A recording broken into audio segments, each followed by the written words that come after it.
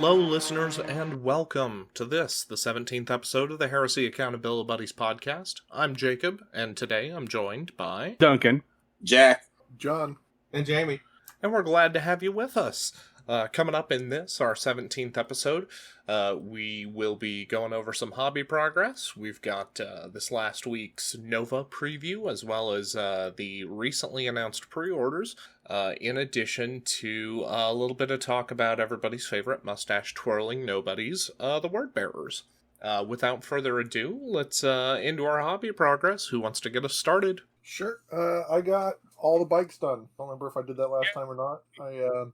I'm working on the heavy bolter heavy bolter parts for the javelins. I don't know if people have seen this before, but I magnetized the guns on the side of the javelin so that way I can swap out heavy bolters and multi-meltas. And it's basically just a heavy marine, so I can pop them onto used to be attack bikes were good, and then can also just put them on legs to run them as heavy marines. And I managed to get all the colors down on the marines and even got them sealed today. So during the cast day, I'm going to be digging out decals and working on that. And then I got the heavy weapons for the other heavy weapons for the javelins base coated in metals. So I'll be painting the brush strokes on the weapon housings this week as well. And hopefully I'll have everything done by next weekend for Warzone Houston. Extremely exciting. Congratulations. You looking forward to Warzone, it sounds like? Yeah, I need a break. I missed last year when I got Warzone and Music City Heresy back to back, and this year I've been kind of jonesing for more games, especially with 2.0. Very nice. Do you know about how many that event's going to be? I can't wait to be able to do a breakdown with you. I think Michael was saying at least 40, I think is what we had last time. So, yeah, very cool. That might be the largest event to date, depending on how many we had at NashCon/Music City. Yeah. Yeah, last year was packed. I remember we did the APOC game. I think we had at least 15 on each side of the table for that, and that was like middle of Friday. It was a 3-day event. I don't know how many Music City Heresy had.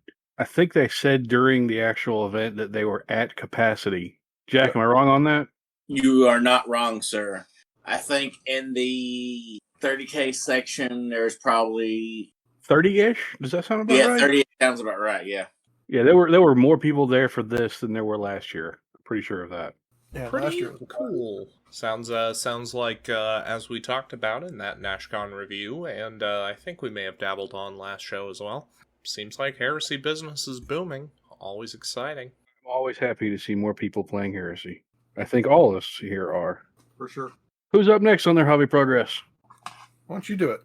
Oh, sure. This past week, I have assembled 10 chieftains. I've got 10 more waiting in the sidelines, waiting to get put together and assembled. I've got their shields. They're assembled. They're base primed.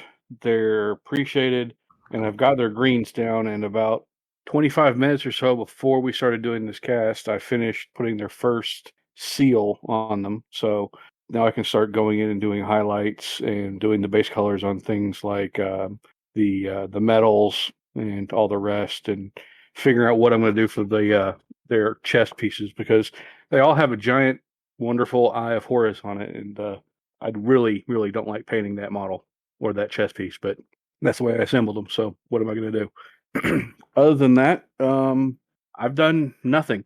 So let's go to Jack. Hey, hold on 1 second, Duncan. I got a question. Yeah, so shoot. the guys you're building, what do you call them? Chieftain. Those are from the Legendary Battles release, right? The PDF. That is correct. They are the 2-wound weapon skill 5 guys who actually have an option to take power weapons on everybody, and they have the option to get artificers to go with, or artificer armor to go with their breacher shields. But they do not have the option to take a transport. So how I'm going to move them about a battlefield, I do not yet know. Are they the ones that can also be a command squad as well, or? They are the ones who are also a command squad in essence, and they come with a banner. And I've got their wonderful banner here from the Mark something or other command set that I'm going to use for them. So you saw Suzerains and the Ultramarine Breacher Squad and said, I like both those things, and combined them? No, what I did was I took the release that they gave us, and I'm building another squad. This way I can have 4 squads of Reavers, 2 squads of Justarian, 3 squads of tacticals, 2 squads of despoilers, and 2 squads of these dudes. Anything to prevent myself from having to build 10 heavy weapons guys with last cannons like everybody else is building right now. I think there's an absolute hipster movement of people trying to find out either what kills that unit or what can fake being that unit without being that unit going on right Heresy, and it's super thrilling to see. Mostly because it's probably like 10 to 20% of the population, and the rest of them are just like, yeah, all right, we'll take the 10 heavy las. Yeah, I've got 10 guys in last cannons that I can turn into 10 heavy las, but man, I really don't want to do that. I'd rather not have that unit and be forced to throw it down. What if you had the unit before they were? Does that matter? No. In that case, what you are grandpa hipster. Suspenders, grow a beard, flannel shirt. I mean, You gotta use the word grognard a lot. Grognar.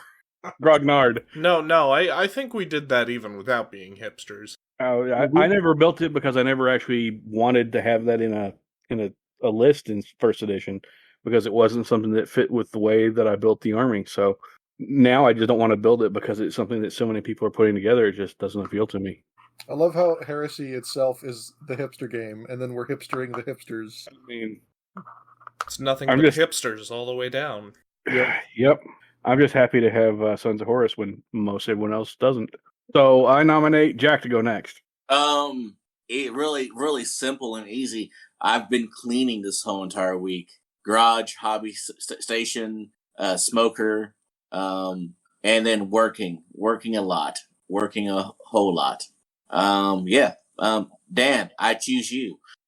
So I got a bunch more work in with my airbrush. So I now did a little bit more building. So I now have my 10-man tactical squad with the sergeant with the power sword. I have my 10-man assault squad with a axe of bloody tears, axe of perdition, and my praetor / delegatus with a jump pack with a big hammer. And I have them all base colored, or all the red color down. And I've spent this evening so far doing pen washing on the tactical unit, and now I'm working on filling in some colors on the sergeant and working on that. So my goal is a couple weeks to try and get these to the point where I'll actually have at least a 500 point playable list. In addition, I have there's a guy who a dad of one of the scouts in my son's scout troop who is into nerd stuff, I guess I'll say. And so I introduced him to the podcast, and he'd never done any miniature. And so he was talking to me this week. He's really interested in playing. So at some point, I'm going to put together 1,000 or 1,500 point lists with the other 2 armies that are actually in playable states of paintedness. And in a couple weeks, I'm going to put together a demo game for him because I'm camping next weekend. So to see if he's really interested in how the game plays and if maybe another Horus Heresy convert. So I'm pretty excited about that. Nice. His parents are going to hate you. No, this is the dad, not a kid. Oh yeah. His wife is going to hate you. Yeah, we pass it off as he's buying us all for the kid. My kid does have a Alpha Legion army that at some point I think I'm just going to inherit because he doesn't play anything at all. Actually, he'll play. He doesn't want to paint anything. I know that feeling right now. So, let's see. Who hasn't gone? Let's go to Jamie.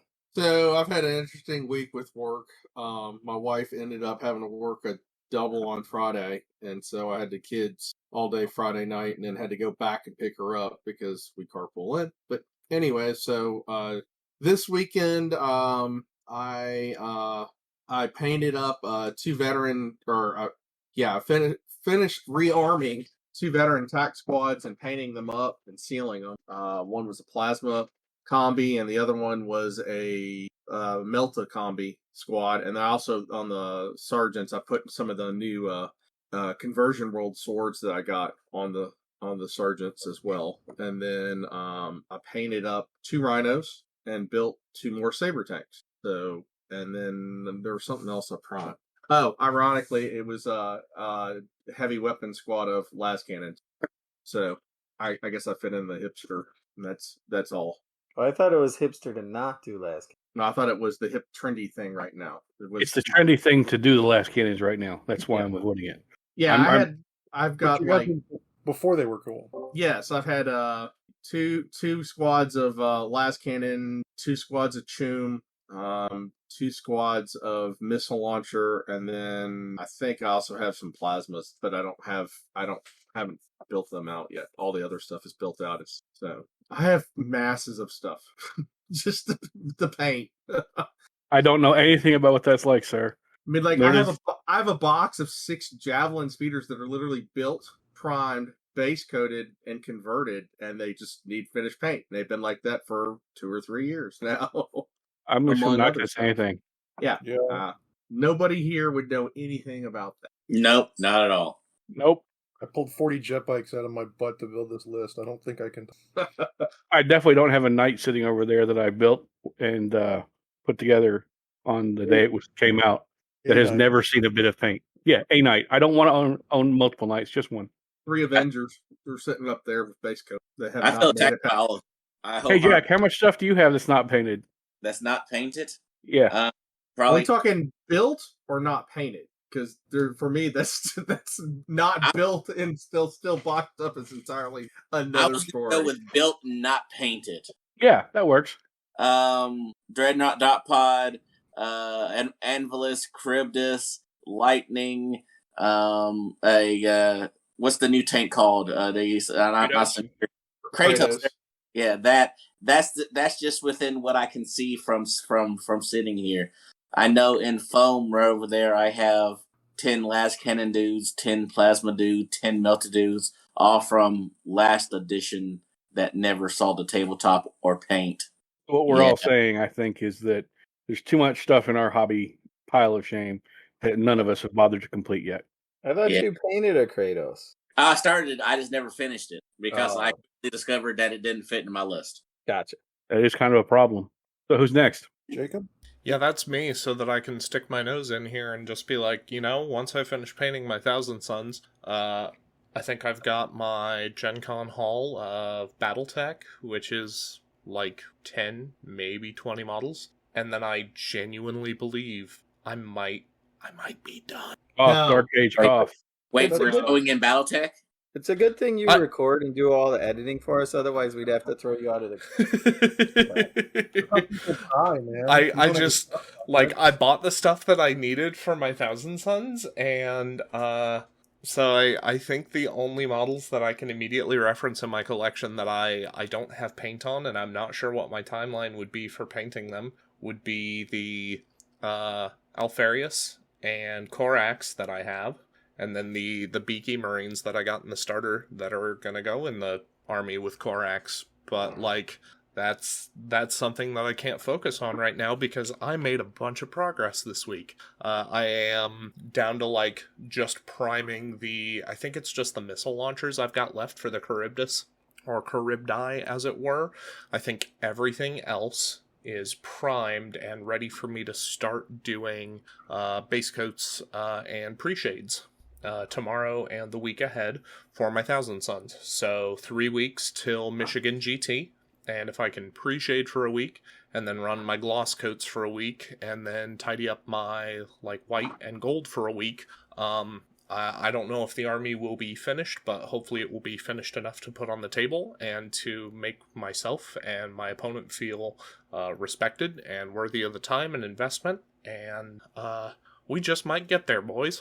It's real scary because this army has been chasing me for 4 years now, and we're coming ever closer upon it. So what you're saying is it's almost done. It's almost done. There's 3 weeks, and I'm hoping I've only got 3 weeks of work to do on it. And I'm scared because I not only didn't think I'd ever get it done, but also I didn't think I'd have to get it done so quickly. I can only imagine that something catastrophic will happen, not this week, but next, and that I will miss, and then I'm going to have to try to figure out what I do. But until then, let's continue to tempt fate. I like this plan. You could always have a relapse of COVID. I suppose that is technically possible. I'm really expecting like something catastrophic to happen as far as like the roof coming in on my house, and at which point like I don't know, destroying the studio that I have with the army in it. That's where I'm placing my bet right now. I'm rooting for that not to happen. Yep. Did you figure out how to do the mag? Did you figure out the magnet stuff you needed for the I Charybdis? have not, so I will continue to challenge our listeners. If you could please either message us directly or find my post on the Accountability Buddies Facebook page. I am still trying to find out the diameter of the magnets needed to mag up a Charybdis for the leg positions. If I don't have the magnets in it, I don't think it's going to be the end of the world for the GT, but it is something I would like to be able to accomplish long term. You have a set of calipers? I do not. Allegedly, Kurt does, and that may just end up being the path to ground, so to speak, is getting in touch with Kurt and trying to get those off him for a day just to get measurements in place and then get the order in. I'm pretty sure Kurt does. If you have a Harbor Freight nearby, I think they're only like $15, and it's a tool that I find myself using at least 3 or 4 times a year. So. You know, not an unreasonable estimation, given that, you know, it's for any lamentations about nice, Jack, for any lamentations about any durability or overall quality on Harbor Freight products, founded or otherwise. I get the impression that for no tighter than my margin of error would need to be here, I think they might be able to be serviceable. Yeah, I wouldn't Sure. go with them, but So I would. you're not assembling a space shuttle. You're trying to put little army dudes together. I think cheap ones will work. I mean, at a technical level, I am putting a spaceship together, but It is a Charybdis. I'm pretty sure that the size that you need is the 1 millimeter by 73 millimeter. That's huge. Gosh, I'm using 4 and don't understand the measurements. Can you put it out there in freedom units? 1 freedom unit by 70. That sounds quite large.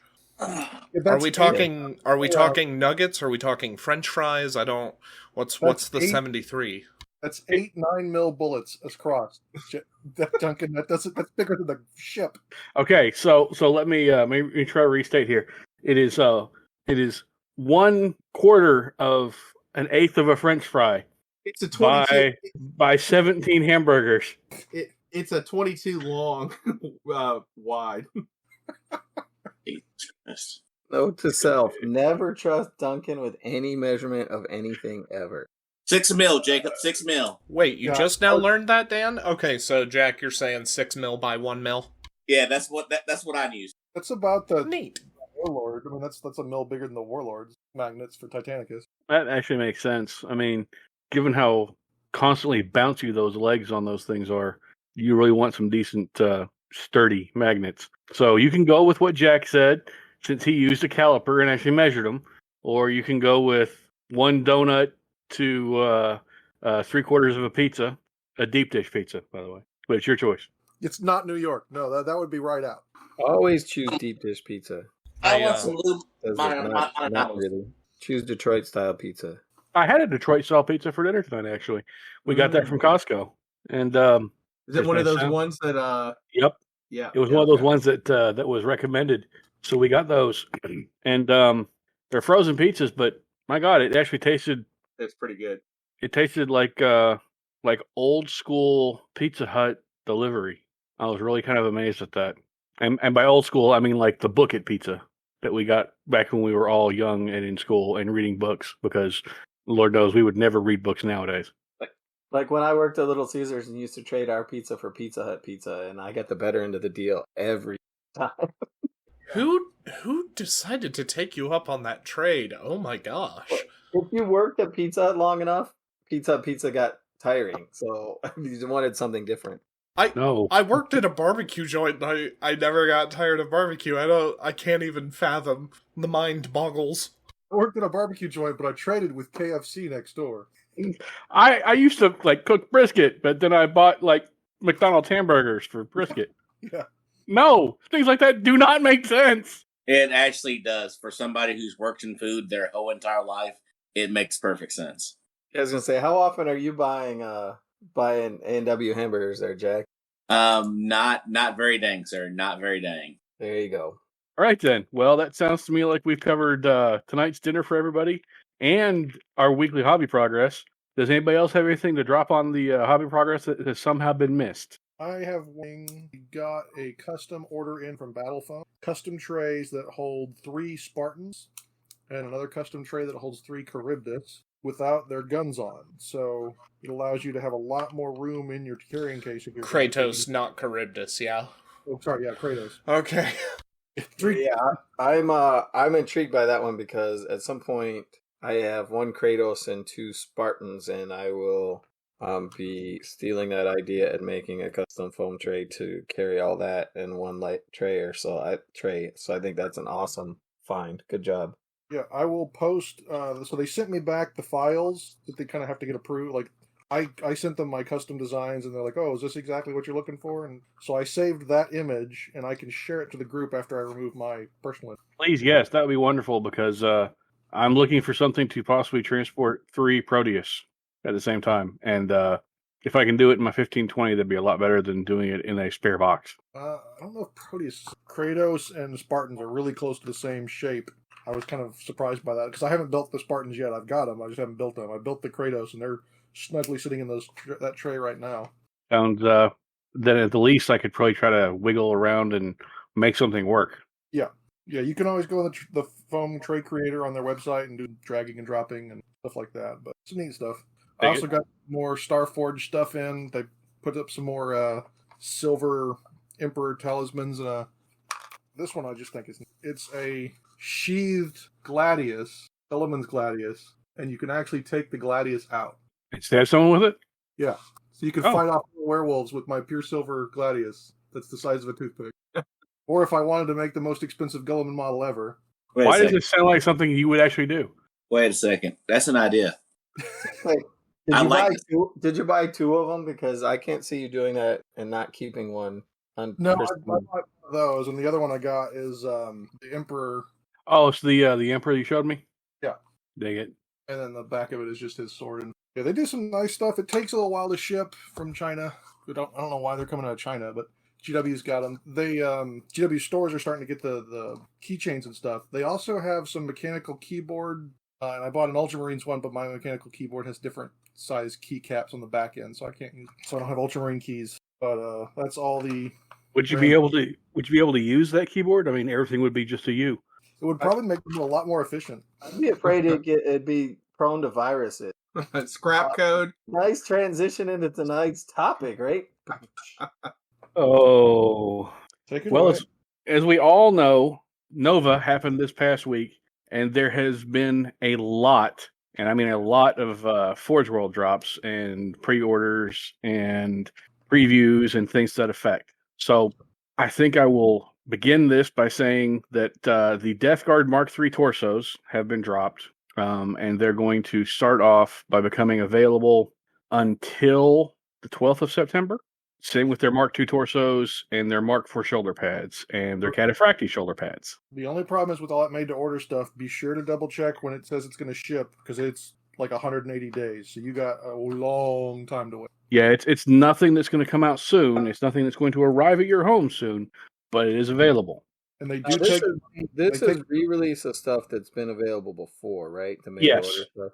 Yeah, but it's unlike other pre-orders, because this is made to order, they take the money up front. Yeah. It's also stuff that, like John and I both said, you're not going to get it for any time soon, but it is stuff that hasn't been available for a while that you can actually get now. They also have the Mark III torsos for the Space Wolf power armor, which I think is a lot better than what the Wolf had that came out recently. Let's see, what else did they put out at Nova that is kind of heresy or this podcast related? Oh, there was a big model, a really big. Yes. Are you talking the Space Wolf torsos, the one that has cat dog on the front of it? Yes. No. There was the Duncan model. Yes, that's exactly the model I was going to refer to. They released my model finally. It is a model that is fat, bald, and with a little bit of difficulty could have a beard on it. So it's perfect for me. And corn worshipping. You forgot the Corn important worshipping. Yes, and corn worshipping. Which still fits Duncan. So. Yes. So the Gore Chosen of Drom came out, and there's a model in there that's like a fat bearded or fat bald dude with a mask, and it's me. So there we go. Yeah, that wasn't really the one I was talking about, but you are right that you released. But I mean- they even though we've already got a Horus model, we're getting a bigger, better, faster, Harder, better, Right. faster, stronger. we're getting the Horus Ascended model. So now we not only have Horus, but we have Horus Ascended. And it really is a big model, right? When they The base is like an inch thick of skulls and skeletons. I mean, it's huge. It's ridiculous, but it also comes with the skull for Ferrus Manus. It does.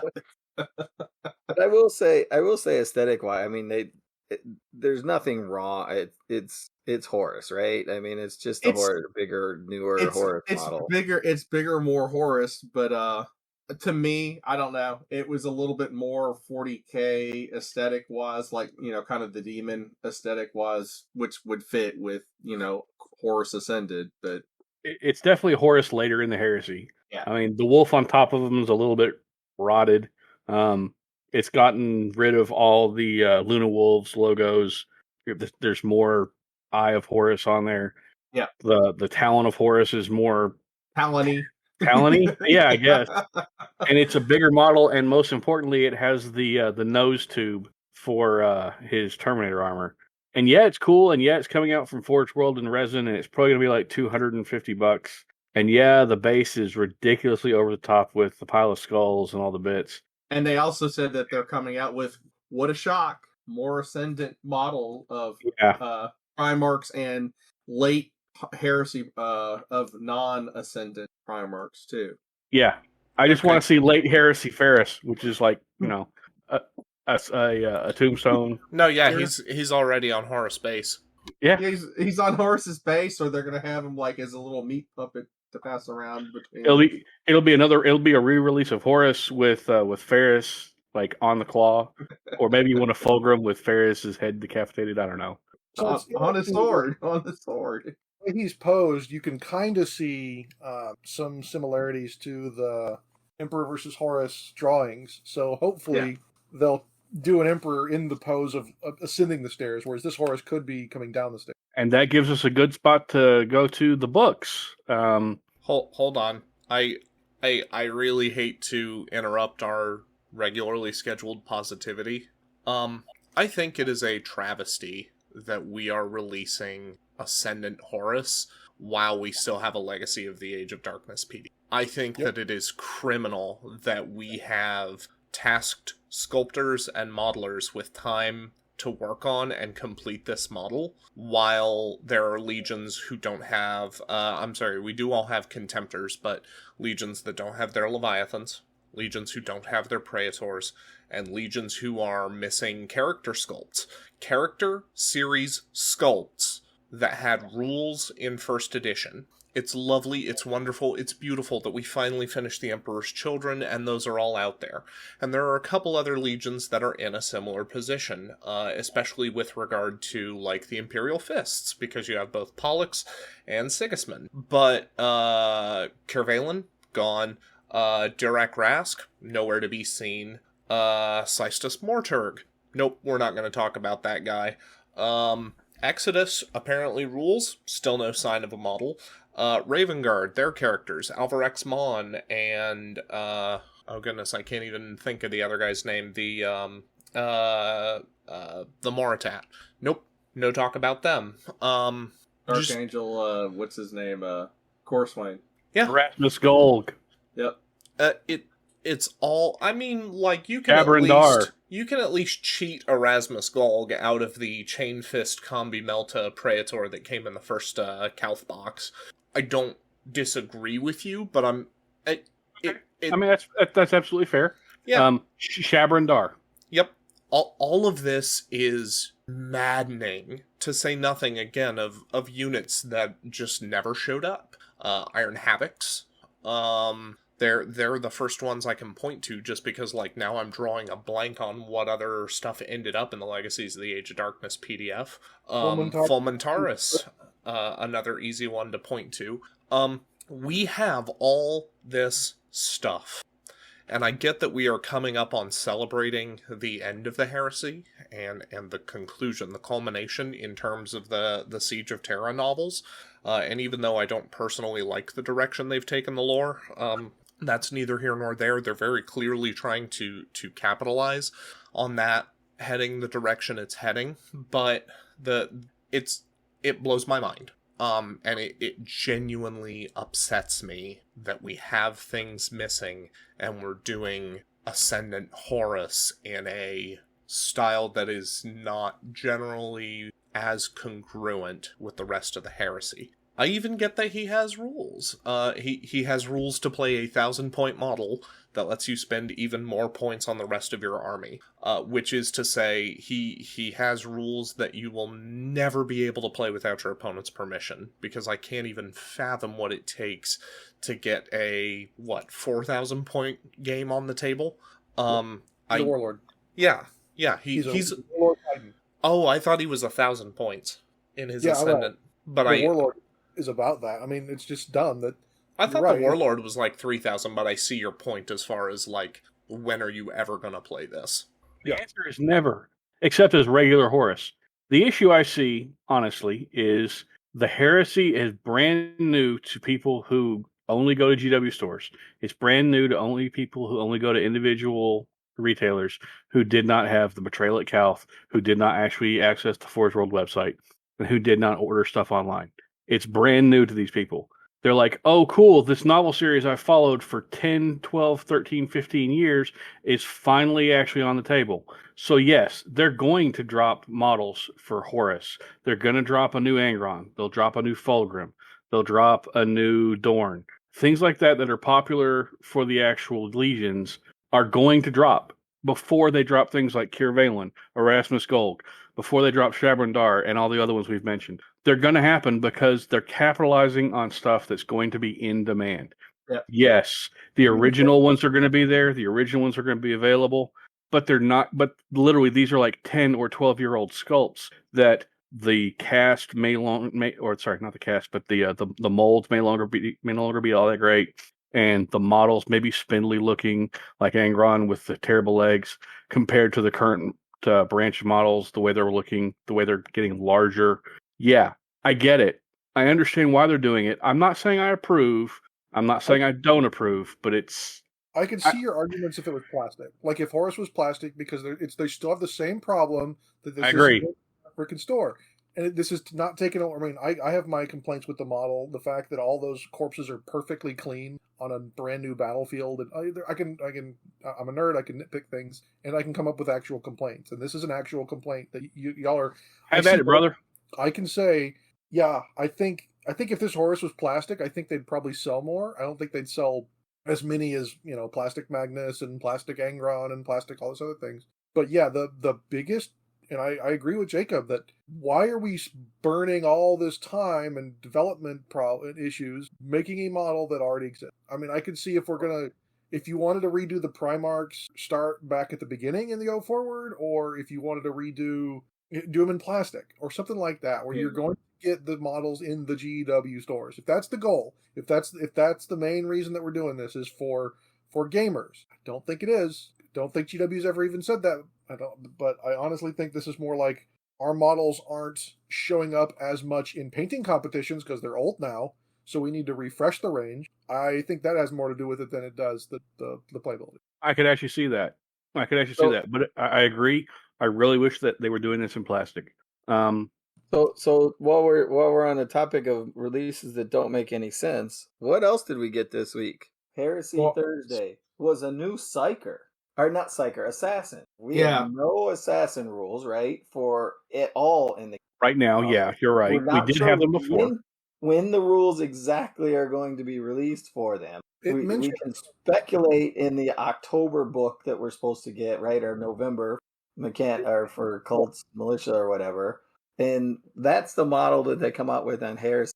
And there's not... You're broken up, Dan. We can't hear you. Oh, sorry. But anyway, it's a decent model, but why, right? Why right now? It just shows that there's not a clear path or schedule of what they're releasing. A cohesive vision. Yeah. I think today, so building off of that, so it's now Sunday the 4th. We had reveals of Lucius is coming next week for pre-order. The Emperor's Children Praetor in Power Armor and Terminator Armor coming up for pre-order. The Emperor's Children heads and shoulder pads and the White Scars heads and shoulder pads are all coming up for pre-order. Where are the rest of the heads and shoulder pads? Yeah. We've also got the Predator and the different heavy weapons that have been supposedly coming since the beginning, but haven't been shown up yet. Light weapons. Wasn't there another set of plastic other guns, I thought? There's 2 sets coming out. 2 sets of heavy weapons coming out. And there's the auto cannons, last cannons, and Volkites, and the flamers, multi-meltas, and plasma cannons. Yeah, and then the cards that are coming out. But you all are being a lot nicer than I would be. Like if I was a Imperial Army, I can't think of the name right now. Solar Auxiliary player, I'd still be livid the fact that I don't even have get you by rules at this point. Yeah, no, trust me, I have a 3,000 point, 250 model army that is sitting in my closet that I have not touched in almost a year. Really? What do they look like? Cobra! But what about a demon PDF? That was also supposed to be, I thought, in the schedule by now, right? Demons, but there's no demons. What about Custodes? Yeah, or Sisters of Silence that I have 85 models. We can all live. We can all sit there and say, "What about this? What about that? What about this? What about this?" Honestly, I agree. For how many years did we not have Custodes? How many years did we not have Solar Aux? How many years did we not have Mechanicum? How many years did we not have all of this? The problem is we're past that. We're not. I agree. We're not in rinky-dink game anymore that's just being held up by Alan Bly. I agree. The GW is a company that is supposed to service its customers. Now, I know that, the whole nerds taking control of products argument crap, but the important thing here is you are a company that provides services to your customers so they can use the products that you purchase. And they're not. They're not providing the services to use the products that are sold by them. Like right now, I can still go into a GW store and buy Sisters of Silence, Custodes, Demons, all these things that have rules in the heresy, but I can't play with them. Yeah, you're right. And again, I'm not disagreeing with you, but I see that there's only so fast they can shove stuff out the door with Alan gone, with Anuj gone, and with the complete lack of any playtesting they've shown us. That's the other thing that worries me, and we'll get into record some of the other discussions about Mechanicum. That book is bad. Well, there are parts in that book that are complete 180s. Like they were like, oh yeah, those models sold before. We're done with that. Well, and even on just editing quality, right? We already have seen things where they've fixed on the EPUB and corrected wording in actual, function of models on the EPUB version of the book that have not come out on an FAQ, right? I mean, again, right? You're fixing things on an EPUB. That is, once you do that and edit the EPUB, let's just dump that stuff into a PDF and release it. Again, we're looking at the fact that we all know we need and that we haven't gotten. There are a number of issues with heresy. We all love heresy. That's the thing we want to remember here. We love heresy. We've all been involved in heresy for multiple years. We all go to events for heresy. We champion heresy. But yeah, the current state of heresy is chaotic. We need help from GW, and we're not getting it. So according to, and I know we don't like to talk about rumors, according to Eye of Horus and some of the other people that have talked to some of the people on some of the messengers, possible that they have a document that is ready to go. They have an errata and they have an FAQ document. So there's 2 different documents. Supposedly the errata is shortish. In GW terms, it's probably 4 or 5 pages. And the FAQ is about that or longer. And the thoughts that I've heard from the GW side are, it's coming after all the books are done. That way they can just drop it at one go. And why would you do that? I don't know. At that time, you've got all these people that are used to playing X way, and then all of a sudden it's going to change. Yeah. Well, and we've even, I mean, if we want to go that route, we've heard that they've told the folks that are doing the, what used to be Mortarval or whatever, right? Yeah. But fixes, right? And I hate community fixes for things like that to a point, because then GW comes out and fixes it, use it. But they've told them not to answer certain ways, change the ways they're answering things, right? So I mean, they have ideas for all this stuff and know it's all wrong and want to fix it a certain way and still aren't doing it. Why wait? Just get it out there. You can, an FAQ can be updated weekly if you wanted to, for Christ's sake. I don't care. You're not charging me money for it. Just put out what's out there and then fix it the next week. Even if I agree. I can be agree. upset a little bit if you fix it one way and then change your mind, but at least I'm getting something, right? Unless they're going to do chapter approved. Now, if they started bringing back like a monthly chapter approved, or a bi-monthly, or even a 6-monthly, or something like that, or even something in every single White Dwarf, I'd be fine with it. No, but I'm saying honestly, at this point, I don't expect it. the way they do it in 40K is you get one a year book, and that answers all the FAQs and erratas and points changes. I thought they get it twice a year, summer and winter. Honestly, I don't think we do, because we're bringing up stuff that is pretty much being discussed in every single heresy group out there, including our own. Some of this stuff is just getting a little bit ridiculous at this point. Ridiculous, like our next topic. Which would be what? The novel that's coming out? The fact that they're splitting the final book of the series. The fact that two? we've learned all the pop culture lessons of the last 20 years, which is, yes, our finale has gotten too big and too epic for one book. Well, you gotta so fit the John last Grammaticus thing in is there enough. Are you saying you don't like John Grammaticus? I think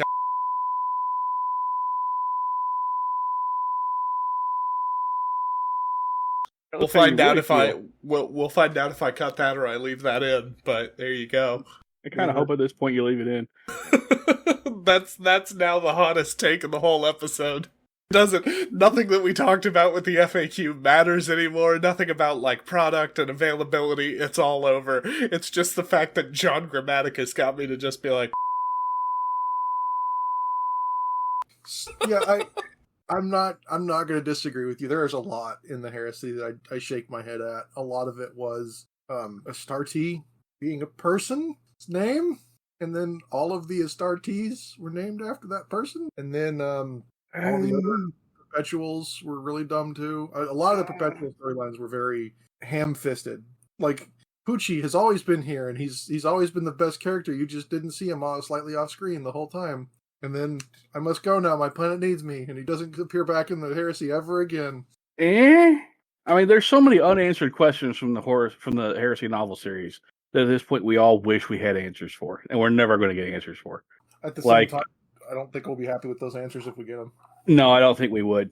But at this point, I mean, what else can we ask, honestly? We just want answers for stuff that's never been answered.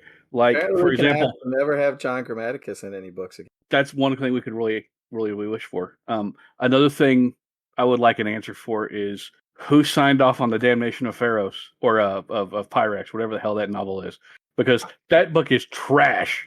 And excuse you, much like some films have to be referred to, you will refer to that as the literary juggernaut and groundbreaking masterpiece that is Damnation of Pythos.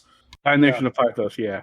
Is that the one with the dinosaurs? That's the one with the dinosaurs. I distinctly remember telling my buddy who plays Iron Hands, he's just like, I wonder what my Mark 6 Iron Hands heads are gonna look like.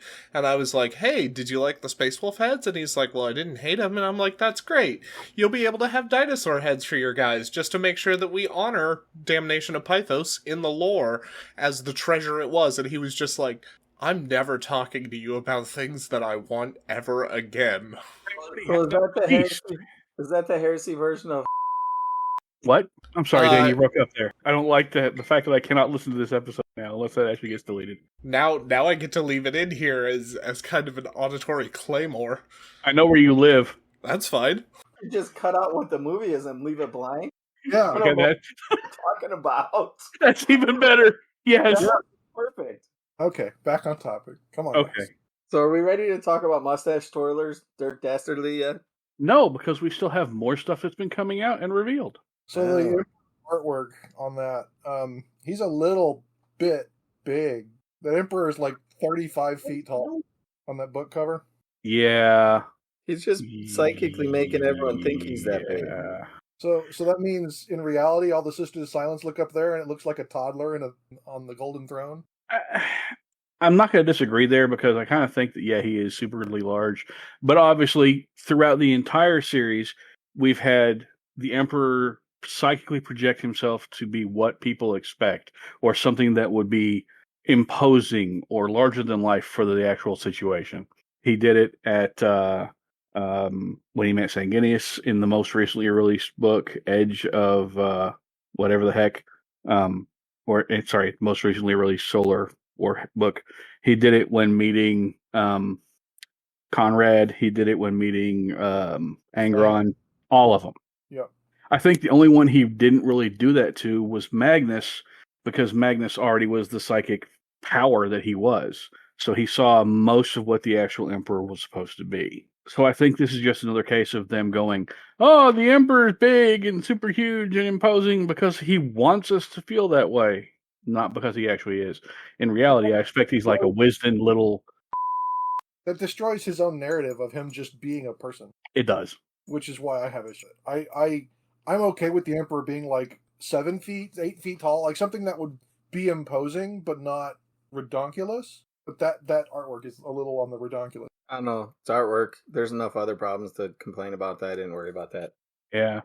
That's just my 2 cents. I don't know. As we continue ahead, hopefully with our hottest and or saltiest takes behind us, let's talk about the word bearers. Who wants to start this? The mustache twirling goof that is Erebus. I will say, if you ever wanted to make a character so universally hated, that is like, what was the Lannister boy combined with every bad actor you've ever seen, and you still don't get combined with Cersei, you still don't get 1/10 of the reason people hate Erebus. And we do talk a little spoilers. When he got dressed down by that one perpetual and was basically called a dollar store Hot Topic kid. Yeah. I laughed so hard at that. Oh my gosh. He was like, you just think you're so edgy and cool when really you're just a big fake pretender. Okay, so here's a challenge for more listener engagement. Do any of you who play word bearers actually like Erebus? Hell no. I will personally put this up there to all our listeners. October, I will run a personal challenge. If you will purchase and sculpt a villain mustache, Dastardly mustache. What was the character again, Jamie? Dastardly. No, just Dick Dastardly. Yeah, Dick Dastardly. Thank you. If you will purchase and sculpt a Dick Dastardly mustache onto a Erebus model and paint that model up and post it in the Heresy Accountabilities podcast chat or Facebook group, I will personally get 3 members of this cast to judge that and select the winner, and I will personally mail you a $50 either money order or a gift certificate to a gaming store of your choice. So I really want to see that done. Really want to see that done.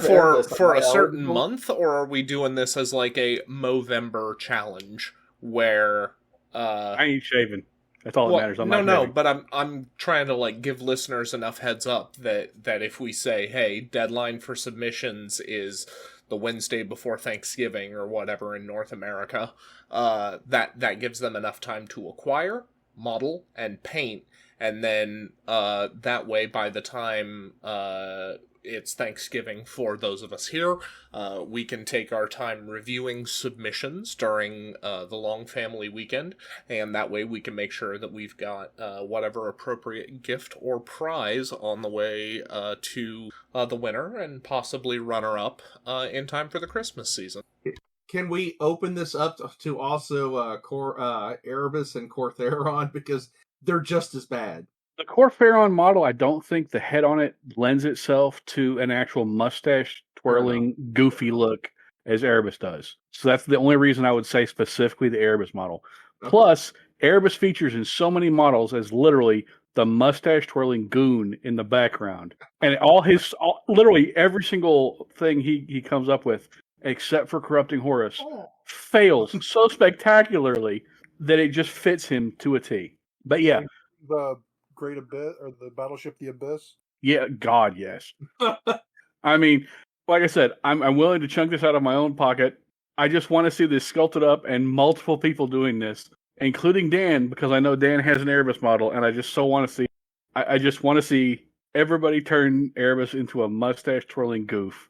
I really do, and I want to see it modeled. I don't want to see it painted, and I'm willing to pay money for this. That's all that matters to me right now. Okay, hold on. What was Dick Dastardly? Did he have the dog? Was it like Mugsley or whatever? Motley. Yes. Okay. Yes, he did. Acceptable bonus points may or may not be awarded if you turn Corpharon and do that. That might work, because isn't it Corpharon and Erebus who come on the duo base together? Yes, they do. Yeah, okay. If you do Corpharon as Mugsley, that may be worth bonus points. If you possibly purchase that one arbitrator dog model that is in one of the Kill Team sets, And then you just have it stand where Corpharon's supposed to stand on that duo base. The bestest of boys? yes, but the Erebus model must have both triggering features, the mustache twirl and the top hat, because you have to have the top hat and mustache to be a proper idiotic villain from that time period. For those of you who are perhaps not old enough to understand the reference of Dick Dastardly, what was that? Wacky Races? God, Yeah. you're making me feel old. I know, So it's actually- but hey, I knew the reference without having to look it up, so I'm right there with you, bud. If I remember right, it's actually so Dick Dastardly. It's a trope. Yeah, he was making fun of the mustache twirling villain from the serials. Yes. But yes, I watched lots of Wacky Races. Statement of fact, one of my favorite cartoons. Yes. Except I was thinking more along the lines of the guy, what is it? Sherman and Peabody and Rocky and Bullwinkle. Okay, yeah. Like, With the top Boris? hat. Yeah, not Not Boris, Boris. because Boris has the almost a tiny little cowboy hat. Anyway, so I'm But thinking nope. I'm thinking the Snidely Whiplash guy. Snidely. okay.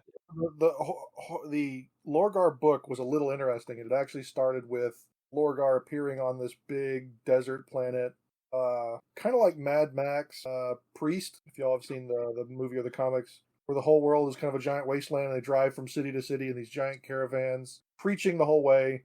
And it starts out with Lorgar kind of trying to unite all these clans, but Erebus figures out pretty early, or Corpharon figures out pretty early, that what he's preaching isn't really it goes against everything that the old ways taught. But Lorgar is so charismatic that he can be manipulated and eventually resurrect the old way. Lorgar woke up on the planet Colchis, Yep. which was at the time a world bound to the worship of the old gods, meaning not specifically Khorne, Slaanesh, etc., but just their version of it. Yeah. And he had visions from his childhood of a golden being the omnipresent religious figure. And he basically was adopted by Corpharon, who was a high priest of the predominant religion on Colchis. And he was raised in that same faith and came to believe that faith was wrong because of his belief in the golden figure, who was obviously the emperor and his psychic abilities. And he led an uprising against that faith and ended up conquering all of Colchis and turned them into an emperor worshipping monotheistic society. And then the emperor showed up and said, "My son, you're mine. This is a lot of people worshiping me. Please don't do this again." And Lorgar said, "Sure, no problem, Pops." And then created the chaplains. And then every single planet he conquered worshipped the emperor. They'd conquer a planet. They'd spend like a year sitting there indoctrinating the entire planet into worship of the emperor until Monarchia. Someone else want to talk about Monarchia? Also, Monarchia was a planet that had a similar religion. So when they converted them, they were wholeheartedly in all the way on worshiping the emperor. And Lorgar and the Wordbearers basically adopted it as almost their new homeworld, right? It was the perfect world. It was their perfect vision for what a planet and a society should be. They had giant temples already that they converted over. Just everything the word bearers wanted in worshiping the emperor. And so the emperor found out about this, had told him, slapped him on the wrist, said, "Don't do what you're doing." It wasn't immediately, though. It was a little bit further into after they had left Monarchia for a number of years and had gone on and started doing the same thing elsewhere and elsewhere. Sure. That the Ultramarines, John and you and Jack's boys, showed up. The Emperor contacted the Ultramarines because they were, at that time, leading number of compliances in the area. And because the word bearers were taking so long, he was like, look, can you just go there and rough this stuff up, convince him to move on? And after discussions, the Emperor realized that there was no way to move on because Lorgar kept saying that, the only way that the Emperor, the reason he knew he was a true god is because he kept denying his divinity. Yep. So they show up on the planet. Basically, they tell them they can leave. They need to leave town. That they can pack up. They can walk out. But the important thing is that they have 48 hours to get out of the city, out of all the cities, and get to the hills. And they do that. Except at that exact point in time, they hit every city with atomics and just nuke everything to glass. Was it atomics or was it flash burn that was so bad it burned the eyes of those who viewed it? That's still atomics. Okay. Because it leveled everything, right? It took all the temples. It killed most of the population that wasn't out of the cities. It leveled everything. Yep. And so I forget. So it was it immediately after that when they all show up and they have the face off? Yeah, I think it was 7 days. Yeah. Yeah, because the word bearers came back, everything was dead, and they're like, "What just happened here?" And they were told to assemble on a field, and they had to wait out there for a while. And the Ultramarines came down. Yeah, and then what? The Emperor comes out with Malkador, and it's Malkador and Rubute and the Emperor. No, the Emperor didn't show up. Nope, just the Emperor and the Ultramarines, including Rowboat and Malkador. Yeah, or he made all of the word bearers kneel before their betters, using his psychic ability. So it wasn't it wasn't just he said you guys got to kneel. He forced them all to kneel. Yeah, and basically slapped them around a whole bunch more. At one point they all draw their guns, and he's like, "No, it's not gonna happen." And so after the kneeling, Lorgar got upset at the kneeling, so he slapped Malkador across the room, and that's when they all drew their guns and thought, it's going down. And this is it wasn't all of them who did it. It was only, I believe, the Company of the Serrated Sun, as led by Argel Tall. No, I'm wrong. It was everybody who started drawing guns, and then the Emperor empowered Malkador with his power, made everybody kneel again and submit. And then basically badmouthed Lorgar, told him he was acting like a fool, that he was doing exactly against the Emperor's wishes, and told him to quit his garbage before the Emperor would have to put a third plinth or empty a third plinth in the Hall of his Sons, which refers, of course, to the two missing and vanished chapters. Yep. And then for 4 years, he was good. He was a good boy. Yes. But before we get to that, he was also, when it was all done, Lorgar was helped out of the dust by two people, Argel Tall and Zal something or other, the actual members of the leadership of the Company of the Serrated Sun, who would go on to become the first possessed. Well, and at some point there, right, in addition to that, there was one, was Serene the only survivor from that world? No, it was tons. She was just the one that was blinded. Yeah, so she was blinded and became basically rescued and became friends with Argel Tall, and it's not really a romance per se, but they have a very intimate, interesting relationship that gets built from there.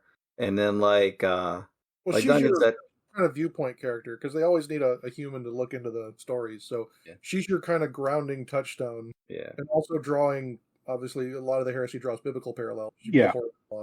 There's also something else I make mention of from the actual novel, First Heretic. She wasn't the only person grabbed as a totem for the actual Legion. I think they said there were 7 total grabbed, her and a number of others. But she was the one that was seen as pure because she had worked in a temple. She had been a temple lady. She had the faith. Whereas the other ones could have been anything, and we don't know. And that leads to interesting modeling possibilities and creating your own chapter within the actual Legion possibilities that I think is really kind of neat. True. I didn't think she was a priestess. I thought she was a temple. Yeah. That was part of her worship. Oh, yeah. Kind of like So the anyway, ancient so Sumerians. That doesn't sound like So then, long story short, obviously, warbears get at all this, decide, well, I'm not going to worship the Emperor, find the dark gods. Well, there's something powerful out there. And Erebus finds a sword that he eventually gives to... No, he doesn't give it straight to Horus. Who's the sword go to at first? You are glazing over a lot there, Dan. But Yeah, sure. I think the neatest part is the problem is the story glosses over it really well too. Is there was 4 years there where Lorgar had everything together. He was doing good. He was wrecking things. They had being compliant with the actual policies of the Emperor. And actually, I believe it was said like the most compliances per that time period. Yeah, he really upped his number. He went from being the worst for like he got told those were numbers to rookie being like numbers, and he pushed those numbers up. Yep, he went from rookie numbers. Years. That's how long he did that for. Was 20-something years, because all those years were monitored by the Custodes, writing a herd on him, Corferon, Erebus, and the random other chapters with like 5 or 10 Custodes here, 5 or 10 Custodes there, who were all being deceived while these compliances were carried out. Well, that's also jumping ahead too, because that didn't happen till the deceiving didn't happen till later. In the beginning, yeah, they were good. Yeah, but then they started dabbling back in the arts and starting up the lodges and doing all the other stuff that they're known for. Very good point. And eventually they end up on Cadia, right? Yep. Which is a prehistoric, early, barely able to talk humanoid world. Where a completely unaided human stabs a wooden spear through a custode. Yes, absolutely unaided. Definitely not blessed by the dark gods. But at this kind of mystical powwow, Erebus and Lorgar are there. So is Argal Tall. And someone stabs, I can't remember the Custode's name, with a wooden spear, kills him, and also kills someone else. I think it was a member of the actual word bearers, but I can't recall who. The custode killed a bunch of people and a couple word bearers. Yeah. Thank you. And that leads Argal Tall to go into the Eye of Terror and contact the demons and become possessed. Well, from the Cadia powwow turns into a snake demon, and they bring the snake demon back on the ship, and they tell them to go into the Eye of Terror, let their Geller fields down, chain themselves to their cargo bay. Yeah, into a cargo bay, and then they get possessed, and they try to get back out, but their ship's moving so slow it takes them, it's like 6 years or something like that in their time, and then they come out, and Lorgar's like, "You've been gone like 45 seconds. What are you talking about?" Yeah, he sent 100 Marines into the Eye, and something like 40 came out, and no members of the actual crew, and the crew was like destroyed, and the ship was stay alive. I thought it was originally 100. I thought it was that 100 came out, 101 or 99 or something like that, but not very many, right? No, they sent the company of Serrated Sun in there, which was 100 strong, and something like 40 or 39 came out because it was literally like 2 or 3 squads, and command cadre, and that was about it. And no, the ship was almost destroyed. It had to be destroyed in place because it was not worth salvaging, and they had survived off of eating their own dead, drinking the blood from the crew, and drinking the blood from their own members. And all of them who came out of that became the first possessed, including the most important, Argal Tall, who has his own model that needs bigger wings. Well, and it should be painted with silver on his face, because every time he turns into a demon, he has silver on his face. The War Mask, yeah. So that leads us, Lorgar at that point discovers, yes, the false god, or the false religions, as he had been taught by the Emperor, are real. The gods are real. Spiritualism is real. And so he hides everything from his watchers and assigns the Custodes to people like Argal Tall and his company and other companies, while Lorgar goes into the warp, gets his own little novel thing, and discovers the worship of the dark gods. And then he takes his own little dream quest through a dead craft world and a couple other things. Beats up another avatar because they're just giving him out like candy. Then it kind of fast forwards until Erebus gets the anathema from basically book 1 of the Heresy novel series. And he gives that to a guy who rebels against the Empire or the Imperium and stabs and wounds Horus. And that they then take a dream quest to Cadia, or take really weird quest to Cadia. And Horus is saved through the machinations of Erebus, Abaddon, Little Horus Aximand, and other people. And that leads us directly into the heresy. So is that true? I never caught that was Cadia again. That was Cadia again. Where the Warrior Lodge, the Serpent Lodge is. Yep, That was Cadia again. And it was Davin Night. There were the Serpent Lodges of Davin. Davin, you're right. My bad. I thought it was Cadia for some reason. So then... But it's also worth mentioning that this is the only time in the entire Heresy series that Erebus's plan actually works. Well, because it's not his... Yeah. That's the funny thing, is you kind of learn that Erebus says that the things that work were his plans, and the things that don't work weren't his plans, when in reality it's the opposite. Yeah. It's actually Lorgar's plan. Yeah, because when it comes to Cygnus Prime and things like that, so let's kind of jump around, because obviously we've kind of caught everybody up to the beginning of the Heresy, and Lorgar tries to fight Korax and gets bodily until Kurz comes in and stuff like that, but on Cygnus Prime, Erebus is like, oh, I don't have to destroy Sanguinius, I can just turn him, and that totally doesn't work. And we already talked about the Abyss, where Erebus had the great idea to build the biggest spaceship that was ever biggest, and then tries to go kill McCrag with just one ship, and that doesn't work because it gets blown up from within. Because of 6 Marines, including, most importantly, some world eaters who didn't have the nails. Luckily, they built 2 of those, right? So 3 or 4 or something. They built 3. Well, so I disagree because one of Erebus's plans actually works. And spoilers, that's because he stabs Argyltal in the back and kills his... Who Argyltal is one of my favorite characters in the Heresy, so... It didn't actually work, though. His entire point was to turn Karn into the champion of the Blood God that Angron becomes. Yes, that part didn't work. But he didn't kill Argyll. So a step of a plan worked, but the rest of the plan failed. Fair enough. And that leads us into the Heresy that we all know and love and have followed for book series and everything else. Yeah. And the other people that were obviously not very good at planning was Corferon, who tried to convert Gulliman. That's just the dumbest thing that I've ever seen. He's like, oh, you're bleeding out. You could always convert. And Gulliman's like, how about I just rip out both of your hearts instead? That's one thing I didn't quite understand that I think really was kind of a problem with Unremembered Empire, or whatever it is, the Calth book. He stabbed Gulliman with another part of the anathema, because the anathema was broken into 8 parts to celebrate the Octad. One part was given to a goon down on Calth for some reason. One part was given to Corferon, and other parts were spread throughout everybody. I think John actually ends up with a part, doesn't he? Yep. Yes, and so does the guy who's basically the Sainted Imperial Guardsman. Oh. Yeah, him. But part of that anathema is used to cut Gilliman, and Gilliman, unlike Horus, just kind of waves it off and ignores it, which is something I never really understood. Because it's not full. They say in the books that when they divided the anathema, they divided its power. So it's not as potent. It's not got the full effect then, is what you're saying. Yep. That makes sense. So it no longer has the power to bring an entire Primarch into the state of near death that Horus was.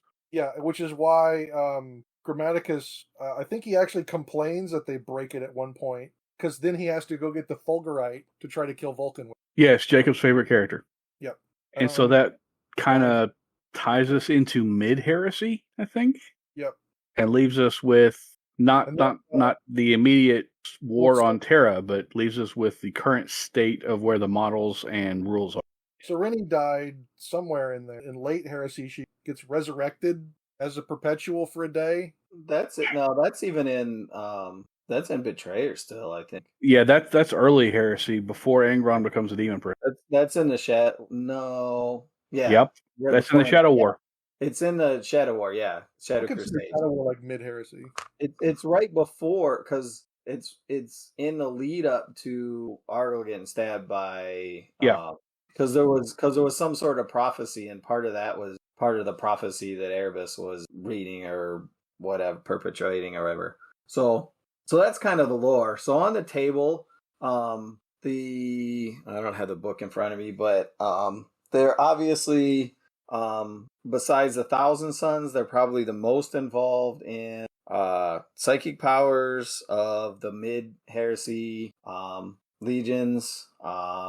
And they summon demons. They have the ability to make units and models have demon-like powers and psychic powers.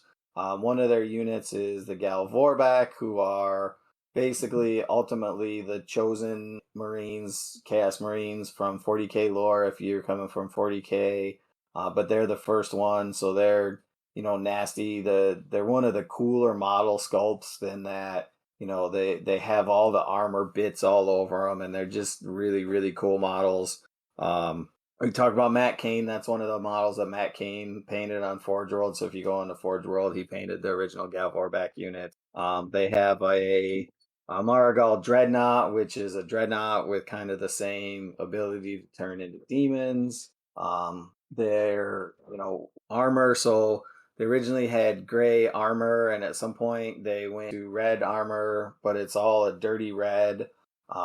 They have lots of scripture and inscriptions and writing and runes all over their armor cases. One of the Rites of War from the early edition that made it through to the later edition, but I don't know if it works as good, is the Last of the Serrated Sun, which Serrated Sun were the group, the chapter that focused on basically drop assaults into planets. So they were very good, have a Rite of War that's about dropping into planets. They have special plasma gun rules in the new edition that give their plasma, basically they're drawing from the warp rather than just pure plasma energy, so it gives them a little extra powers.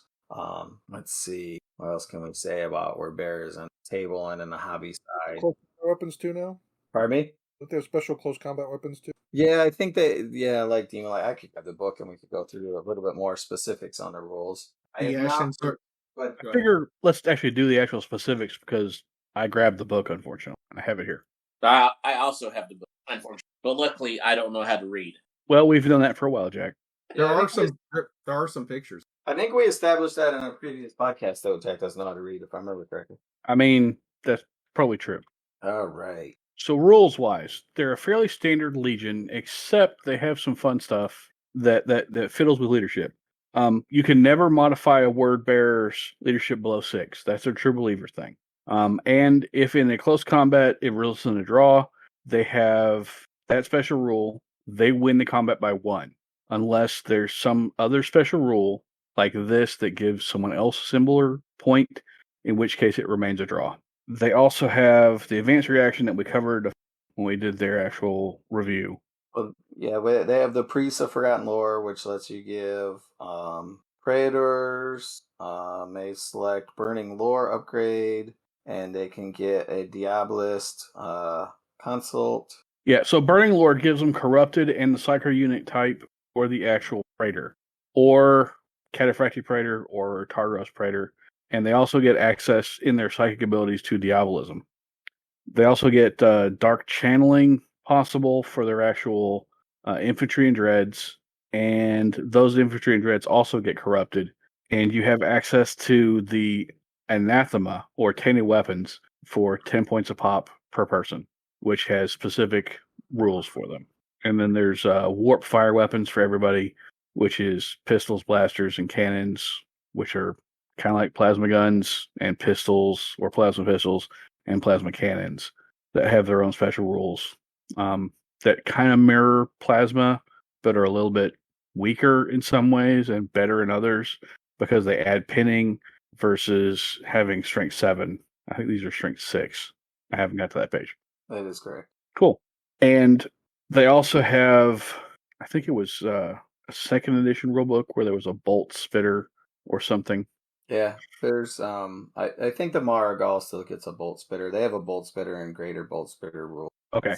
So basically that's their souped up bolt guns? Yep. Okay. So Corrupted, I think, have fear, and cause I actually played a game against a guy who had corrupted stuff one time. There was fear stuff, and They're weak to psychic weapons, immune to fear, doesn't fall back, But if they fail a morale check, they suffer D3 wounds instead. And they can only join with other corrupted and Okay, so basically a character with corrupted or whatever can only join other corrupted units. They can't regularly join like a command squad that doesn't have it. correct. Okay, You makes get sense. buying the dark channeling rule for And well, I actually have this page open. Their new psychic discipline from Diabolism is Aether Lightning Psychic Weapon. I don't have the actual rules for that one open. And a Dark and Terrible Power, which is when a charge is declared, make a psychic test, determine charge distance. The model with the power gains Hammer of Wrath 3 and a bonus to their strength and toughness for that assault phase. If it fails, you get +1 strength and toughness, and that's it. And then they have this Hellfire Psychic Weapon Power, which is a blast template, strength 7, AP 4, assault 1, rending 6, deflagrate, but requires a psychic focus check first, which is a basically a psychic check. If it's failed, they suffer perils of the warp and use the weapon to survive. It's be a psychic flamer. Yep. Oh, template. Yeah, template, not blast template. Okay. Yep. So then they have Lorgar. Well, hold on. Before we get to that, we should probably talk about their actual their rights and the actual warlord traits. Okay. So they have 3 warlord traits. One of them is traitor only, enslaved by darkness. Can only be selected by a model with traitor and corrupted subtype. Warlord modifies his strength and toughness by the current game turn. +1 on 1, 2, and 3. No modifiers on 4 and 5, and -1 on turn 6. When targeted by any weapon or special that targets a demon unit, it's counted as though it had that unit type. May make an additional reaction during the opposing player's movement phase as long as the warlord has not been removed. Unswerving devotion. Any models include, or any units include one model with word bearer special rule, have at least one model within 6 inches of the warlord with this trait, including the warlord himself and his unit. Automatically pass the first failed morale check or pinning test they're called to make each turn. In addition, may make an additional reaction during the opposing player's shooting phase. And then the other option is Iconoclast. Warlord and any unit he has joined gain a bonus of +1 attack when locked in combat with an enemy unit that includes at least one model with the independent character special rule, a Legion Vexilla, or a Legion Standard. When making shooting or melee attack against fortification, building, or terrain with a toughness characteristic, they gain +2 to their strength, the strength of weapon used, and may make an extra attack reaction during their enemy's assault phase. So that one's pretty interesting. So lore wise, right? Anything that is a symbol that could be taken as a religious symbol or a symbol of power for another unit, they get a boost for attack from, right? So that's characters and Vexillas and standards. That's pretty cool. 2 rights of war. They have Dark Brethren. At the start of battle, both sides have deployed, excepting only those units deployed by means of infiltrate. But before the start of the first turn, one unit in the enemy army has been deployed must be selected as a sacrifice by the player of the detachment using this right of war. If no one's deployed, it can be from reserves. Is that the one where you basically have to choose someone who's your target, destroy them, and then give a random unit or a unit you choose a bonus of toughness or strength or movement or weapon skill, something like that? You gain a favor of the dark gods if that unit is destroyed. And then you select another one to basically destroy one unit after the other. For each point of favor assigned to a unit, its strength, movement, and weapon skill increased by 1. It may have no more than 3. And limitations, any one unit using this rate of war must inflict at least 1 unsaved wound or hull point of damage on the sacrifice unit on each of their turns, or one of the units that using this right of war suffers peril of the warp and must be traitor. Both the rights of wars must be, so that's pretty much all the actual word bearers, period. Alright, so last of the Serrated Sun is the other one. We talked about that a little bit. So Gal Vorback may be taken as troops choice, detachment. All Gal Vorback in a detachment using this right or may select a Dreadclaw drop pod as a dedicated transport. Hey, there's a use for a Dreadclaw somewhere. Dreadclaw. Yay. Any unit composed entirely of models, not saying it's a good use, but there's any unit composed entirely of models, infantry unit type with access to rhinos can instead take Legion drop pods as a dedicated transport. The limitations can't have any units with movement of 0. May not take an allied attachment, may not be used by an allied attachment, must be. So it's not quite as all-encompassing as it was before. Before, basically everything had to come in by Deep Strike in the old rules. So it's a lot less of a hindrance in that regard. But it gives you Gal Vorbak as troops. I think Gal Vorbak have still are never lying, so you don't get that. But you get a bunch of take lots of. Okay. So then we move on kind of to the warlord traits. Or did we already cover that? We covered warlord traits, so now we're to characters and units. I don't think we should lead off with Lorgar. I think we should lead off with the actual Gal Vorbak, because they're the ones who kind of are the meat and potatoes, if that makes any sense. Sure. So your Gal Vorbak are movement 8, weapon skill 5, strength, toughness 5, 3 wounds a pop, initiative 5, so they're going to strike before regular Marines, 3 attacks, leadership 9, save 3+, but don't have an invulnerable save, and that's important. They get a bolt spitter, and they come with tainted talons, which are. Did we cover tainted talons? They're strength users, so they're strength 5, AP 3, melee, rending 6, murderous strike 6. So they're not quite a power weapon, but yeah, they're okay. And the bolt spitter is strength 4, AP 5, rapid fire. That's the bolt weapon, right? So it's not quite a bolter. I mean, the talons sure sound just like a power sword with murderous strike 6 on them. That's not bad. I mean, I know they lost the whatever it was they had last edition, but murderous strike seems pretty alright. I think they previously had rending, so having the 6 up this way, kind of the same thing and kind of not. So I mean, they've still got the rending, so that's... And they now get, what, it looks like Feel No Pain native? I forget, did we say Corrupted gives them a native invuln save? Yeah, it does, but I don't think we... I mean, so still have an invuln save, Feel No Pain is native now, I don't know if it was before. These guys still seem pretty wicked. I don't think Corrupted does. It's hardly a problem, though. It means that even if you run headlong into a Dreadnought, as long as it's not a Leviathan, you're still going to be able to claim that Feel No Pain 5. Corrupted does not give an invulnerable save. They are 3 wounds, and they're also chosen warriors when it comes down to challenges, right? That means anyone can accept a challenge. They're relentless. Bulky to traitor. And with Murderous Strike, they can actually put extra wounds and possibly kill that character as well without having that. For 15, they can give 1 model per 5 a Power Fist. They can give 1 model and 5 Flamer, Melt-A-Gun, Warp Flare Blaster, or Tainted Talon. So they can exchange the Bolt Spitter for Tainted Talon. Yeah, so 1 in 5 can claim Dual Armed. Yeah. And then a second 1 in 5 can take a Power Fist, which... I mean, moves to a Strength 10 Power Fist. That's pretty awful. And that does not contain the specialist weapon on the Tainted Talons. So... Yeah, so you do have some amount of choice as to whether you want to take that Melt-A-Gun or the Talons, but I still think absolutely taking the 1 per 5 Power Fist is very worthwhile. For 275 points, the fact that these guys are movement 8, weapons 5, tough 5, 3 wounds, like, sure, you give up the 2-up armor save, but I really prefer these to the majority of Terminators in the game, I think. Yeah. They're maybe a bit of a blunt instrument compared to, if you look at, like, maybe Emperor's Children, they're Phoenix Wardens or something. These guys are definitely kind of relying on dice volume to get there.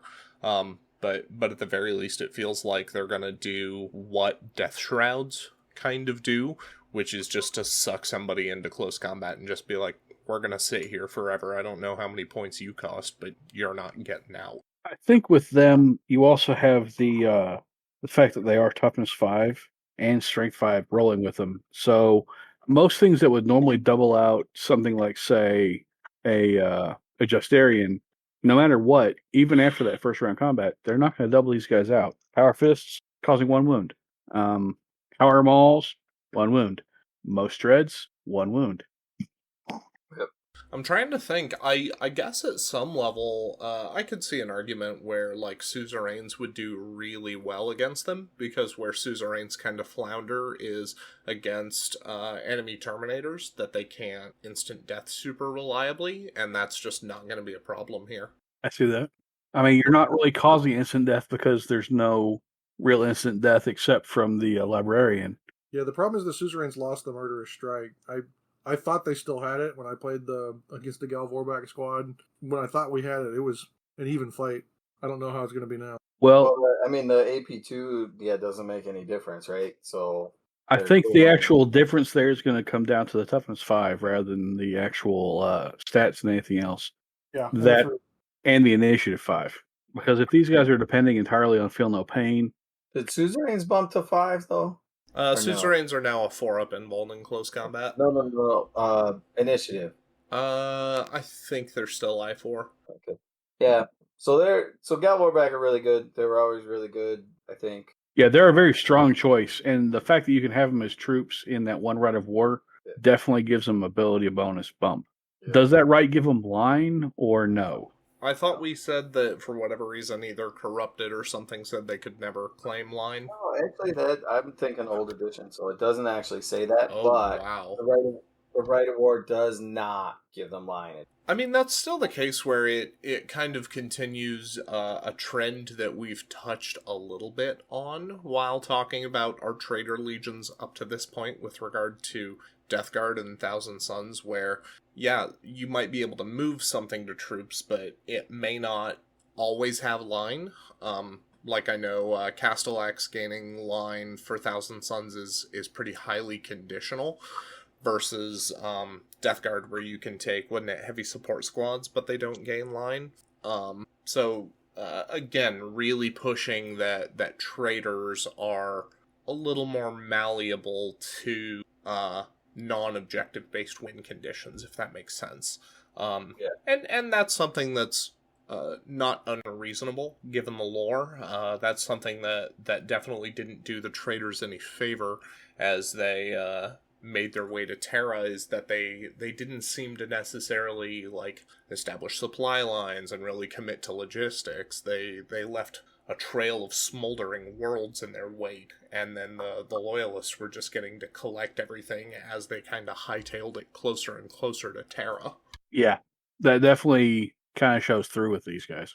I think something else that shows through is a little bit something we haven't actually touched on. Eternal Warrior, or whatever the actual equivalent unit rule is, that gives you a +1 to your toughness versus strength ridiculous punches.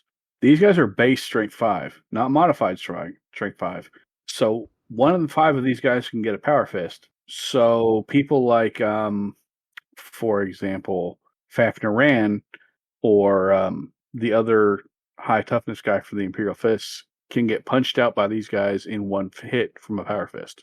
Oh, yeah. I think once you take 10 or 15 of these guys, well, I guess you can't take 15, period. You can take 10. Yeah.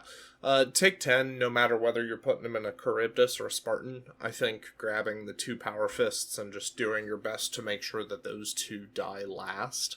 I think that's going to carry a lot of weight, because you're already surviving combat kind of just on virtue, out massive wounds. Yeah. Again, blunt instrument squad, and being able to reliably clamp 1 to 2 models with instant death by the end of the initiative order is pretty potent. I agree. Great. So next unit, and I don't know, good or bad, but these are one of my favorite units just because I think the models are awesome. Haven't painted up. But the Ashen Circle. So Ashen Circle are 7 4s across, 2 attacks or 3 for the Iconoclast Sergeant. Base lead 8, 9 on the Iconoclast. Again, 4 guys on Iconoclast for 125 points. You can take up to 5 more, make it a 10-man squad. So they come with, and we'll go through the list, but we'll have to explain what all these are. So they come with a Cadic Hand Flamer and Axe Rakes. Standard grenades. Come standard with Melt-A-Bombs now. Power armor and Legion jump packs. They are infantry heavy with the iconoclast obviously being a character. They're obviously Legion of Starters Word Bearers. They have Stubborn, Crusader, Bitter Duty, and Scorched Earth. So I don't remember Stubborn, Crusader, and Bitter Duty. Hopefully someone goes off top of your head or not. I'm not sure, but then so the iconoclast can take his hand flamer and change it for an infernal pistol or a plasma pistol. The iconoclast can take a phosphex bomb and can take artifice. So besides the standard special rules, Stubborn Crusader and Bitter Duty, they have Scorched Earth. So when a model with this special rule inflicts hits due to Hammer of Wrath, it inflicts an additional hit. So Hammer of Wrath 1 on the Warhawk jump pack means 2 hits. Gain a bonus of +1 to their strength, cumulative with any other modifiers, and count as flame attacks for those rules that modify such attacks. So you're coming in and doing, for 5 guys, you'd be doing 10 strength 5 hits. No AP on those, but that is early. That's initiative 10, right? The Hammer of Wrath before anybody strikes, or at least before anybody strikes, I think. Remember correctly? It used to be. I can't remember. I think it is. Yeah, it is. So then the armory, so they have the Infernal Pistol is the sergeant can take. So this is range 6, strength 8, AP 1, pistol 1, Arbor Bane Melta. So it's just a real short range Melta. Interesting note, the wording of the Alpha Legion, you'll never, because you can't range 3, because you're automatically at range 4. But then they all come with the Acadic Hand Flamer, which is strength 4, AP 4, Assault 1, Torrent 6, Pinning, 6 inch, Torrent 6 inches. So that means when you're using those flamers, anyone close, you're going to be able to set up those templates and get lots and lots of hits on them. And then the Axe Rake is a melee weapon, strength +1, AP 3, melee shred. Yeah, getting that fixed AP3 is pretty potent. If I'm right, isn't Bitter Duty... Oh no, Bitter Duty is the Destroyer special. You can only be joined by independent characters with that rule, and I think it therefore also blocks you from attaching Apothecaries and Techmer. Correct. Yep. So who has Bitter Duty, like Moritats or something? Yeah, the Moritat is the only one who has it native. Yeah, I tried to do that in the list I built for the podcast. They're single wound models, and they don't have an invulnerable save, which is pretty lousy for the amount of points that you spend. But I don't think these guys are playable. They don't jump out at me as if they are anyway. Like I said, I just really like models, but They're gorgeous models. They're incredible models. I painted mine all up in the gray scheme, and then I've got them all the runes on the models are done up in like a red, so it looks like they're glowing. Came across decently enough, I think, but probably could be better. But so anyway, yeah, so that's them, and then they have the other unit is the Marigal Dreadnought. So this is their special Tainted Dreadnought. He's movement 8, weapon skill 6, ballistic skill 3, strength 7, tough 7, 8 wounds, 5 initiative, 3 attacks, leadership 10, save 2+. Has warp fire cannon and tainted claw with built-in bolt spitter. Unit type Dreadnought corrupted, so it has all of the same corrupted rules we talked about, demons, etc. It will not die 5+, Rampage 2, Shroud of Darkfire, which is a special rule we'll read in a minute, Accursed, which is another special rule we'll read in a minute, Pathfinder, Move Through Cover, and Traitor. And then you can give it some options. You replace a Warp Fire Cannon with a Greater Bolt Spitter, a Gravis Melta Cannon, a Warp Fire Cannon, Gravis Lace Cannon, which costs 10 points, a Tainted Claw with a built-in Bolt Spitter, all of them being free except for the last. So that Claw is what? Strength 9, AP 2, Melee Brutal 2, Murderous Strike 5? Correct. And +1 weapon skill and +1 initiative over a normal Dreadnought is pretty vicious. So then Shroud of Darkfire, any hit allocated to model from Plasma Flame, Melt, Kite has its strength reduced by 1. In addition, a model with a special rule gains 5+ invuln, and should it suffer an unsaved wound with the death, is not immediately removed as a casualty, but instead loses instead of 1. for each unsaved wound with the instant death rule. Right. If a model with this special rule loses its last wound or hull point, but before it is removed as a casualty, all models, both friendly and enemy, with 6 plus 6 inches suffer an automatic strength 8 hit with an 80 dash. So they blow up and they're basically melted, gets -1 plasma, flame, and volcate. It's kind of nice. Of course, the 2 plus 5 plus. And then accursed, all models with a demon unit type and or psyker or corrupted subtype must reduce their toughness and strength by -1 while they are with models that also have this special rule are immune. So keep them away from the rest of you. I think something that needs to be kind of touched on is that as opposed to regular dreads that are just blowing up D6, these are D6 plus 6. So these guys are not blowing up regular size. These guys are blowing up super big. Is it still the Strength 8 AP dash? Yep. Correct. No pinning? Right, because you're not a vehicle.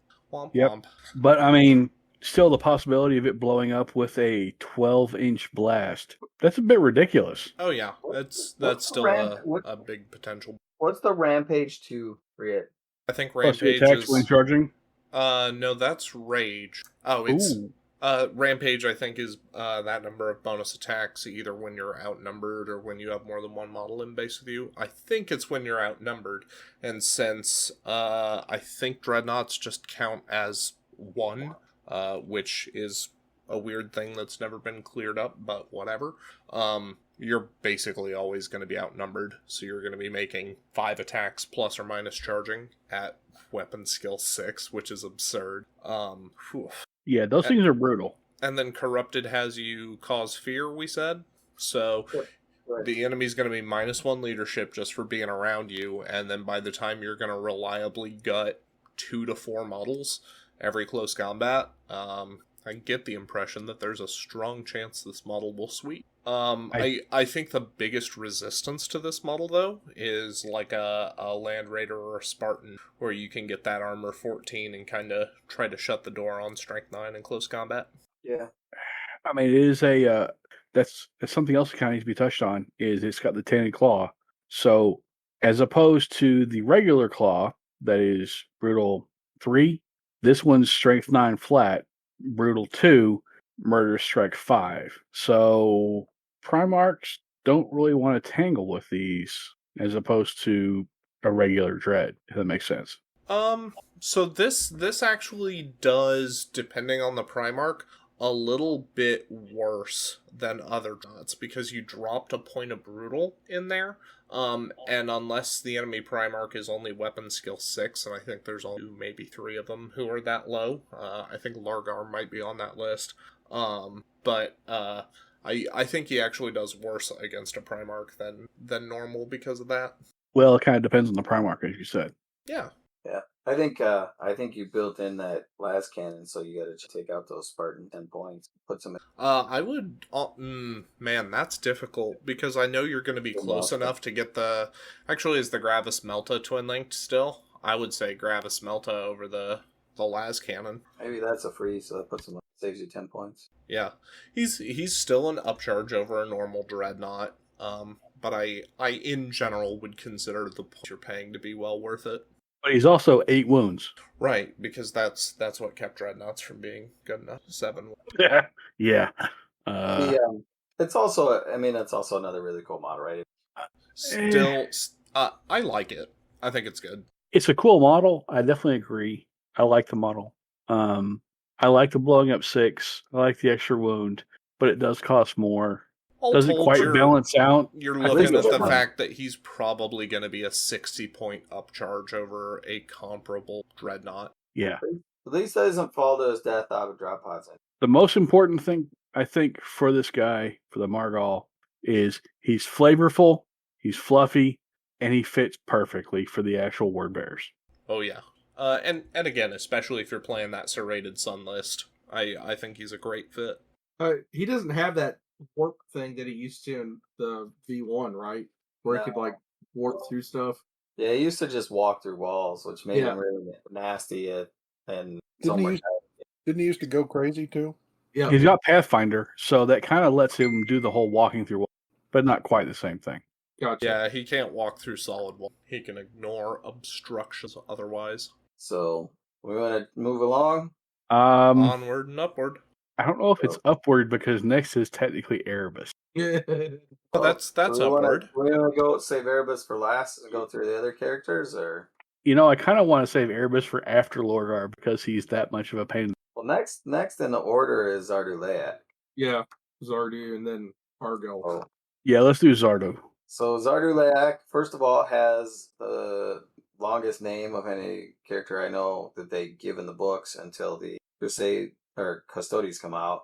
So he's the Crimson Possible, the Thriceborn, the Binder of Souls, the Voice of the Unspeaking. So he is 7/5/5, 4 strength, 4 toughness, 4 wounds, initiative 5, 4 attacks, lead 10, has a native 2+. He comes with 2 Blade Slaves, which are weapon skill 5, ballistic skill 4, also movement 7, strength 6, toughness 5, 3 wounds, initiative 5, 3 attacks, leadership 8, 3+. He comes with 2 guys who are beefier in close combat than he is. Yeah. So, well, he's a priest. He's got to have his goons. Makes sense. So he has a bolt pistol, the Asdur Charis, a special weapon. He has artifice armor, iron halo, the panoply of flame, and grenades. His blade slaves have plasma pistols, Cadus blade, power armor, frag, and crack grenades. So he's corrupted, psyker, character unique. Blade slaves are corrupted to be in order to join. He has Master Legion, independent character, relentless, fearless, hatred, loyalist, binder of souls, which we'll talk about, traitor. He has a special warlord trait. The blade slaves are rage 2, bulky 2, feel no pain 5+, chosen warriors, relentless. So warlord, the eater of wisdom. If he is the warlord, he must take this warlord trait. Then the controlling player may choose up to 3 friendly units composed entirely of models with corrupted unit subtype from the same army as Zarduleak at the beginning of the battle before any models are deployed. All models in each of the selected gain a bonus of +1 to strength and movement characteristics, but must take a leadership test at the end of each of the controlling player's turns. If that test is failed, they suffer perils of the warp. Well, if it's not failed, it has no effect. In addition, the army with Zarduleak as its warlord, additional reaction during the opposing player's assault phase. So there's an interesting thing because we already talked about a couple of units that are corrupted, right? So this makes your Gal Vorback +1 strength and movement, or makes your Marigal Dreadnought +1 strength and movement. Some nice little bonus. Oh, it's +1 strength and movement. And movement, correct. Sorry. Yep. And the Galvorback are lead 9, but the Marigal's lead 10, so you're 3 out of 36 chance of failing only, right? For perils. Yeah, that sounds right. It's also pretty vicious to consider they're already 8, so they're already getting +1 on the charge, and now you're gonna kick them up to move 9. Never mind, strength 10 then on the Dreadnought technically won't be strength 10 depending on how you read about fixed values, but the Galvorback being strength 6 in close combat is pretty horrific. I think something else that needs to be mentioned is if you attach him to a unit of Galvorback and put them in a Spartan or another one of the various Land Raiders, you cannot do that because with the Blade Slaves in a max unit, they're not going to fit because of bulky. The Blade Slaves also don't have independent character, do they? Correct. Yeah. So the Blade Slaves themselves have bulky. The Galvorback have bulky. So you're not going to fit a max squad of the Galvorback with him and the Blade Slaves into a Spartan. Well, you can't join his unit to another unit, right? Because... Yeah, he would have to leave the Blade Slaves to join the Galvorback, and then the Blade Slaves, I don't know if... I mean, you can't fit them in a Rhino, but you leave them to wander off and tend to their own devices, I suppose. Can they? Yeah. They're bought as a single unit. Right. Can you leave him? Yeah. That was one of the, dare I say, common sense or social FAQs that was going around, because they don't have the retinue prerequisite that says he's not allowed to leave, and he still has the independent character type. So, as the retinue that you purchase, or the not retinue that you purchase with him, he can't really leave them and join Galvorback, right? That's what I was just saying. He is allowed to, because he has the independent character. He can just check out and go over somewhere else, and then they're left to do whatever they're going to do as Super Galvor. As opposed Misunderstood. to a who doesn't have independent. Does that because all of suzerain are independent character? Does that mean they No, suzerains all have character. They don't have independent character. Okay, yeah.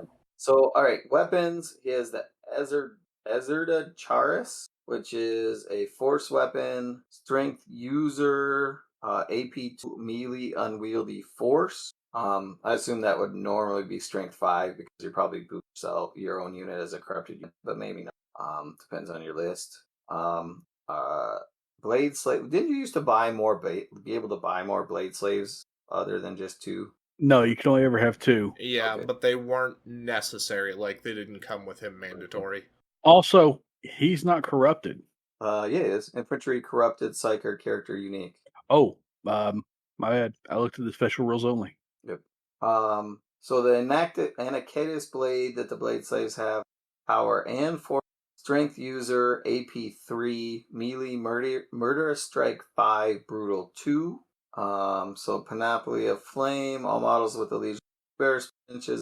Panoply of Flame, add +1 modifier to the score when determining victory and +1 to sleeping advance rolls. So another modifier to assault results.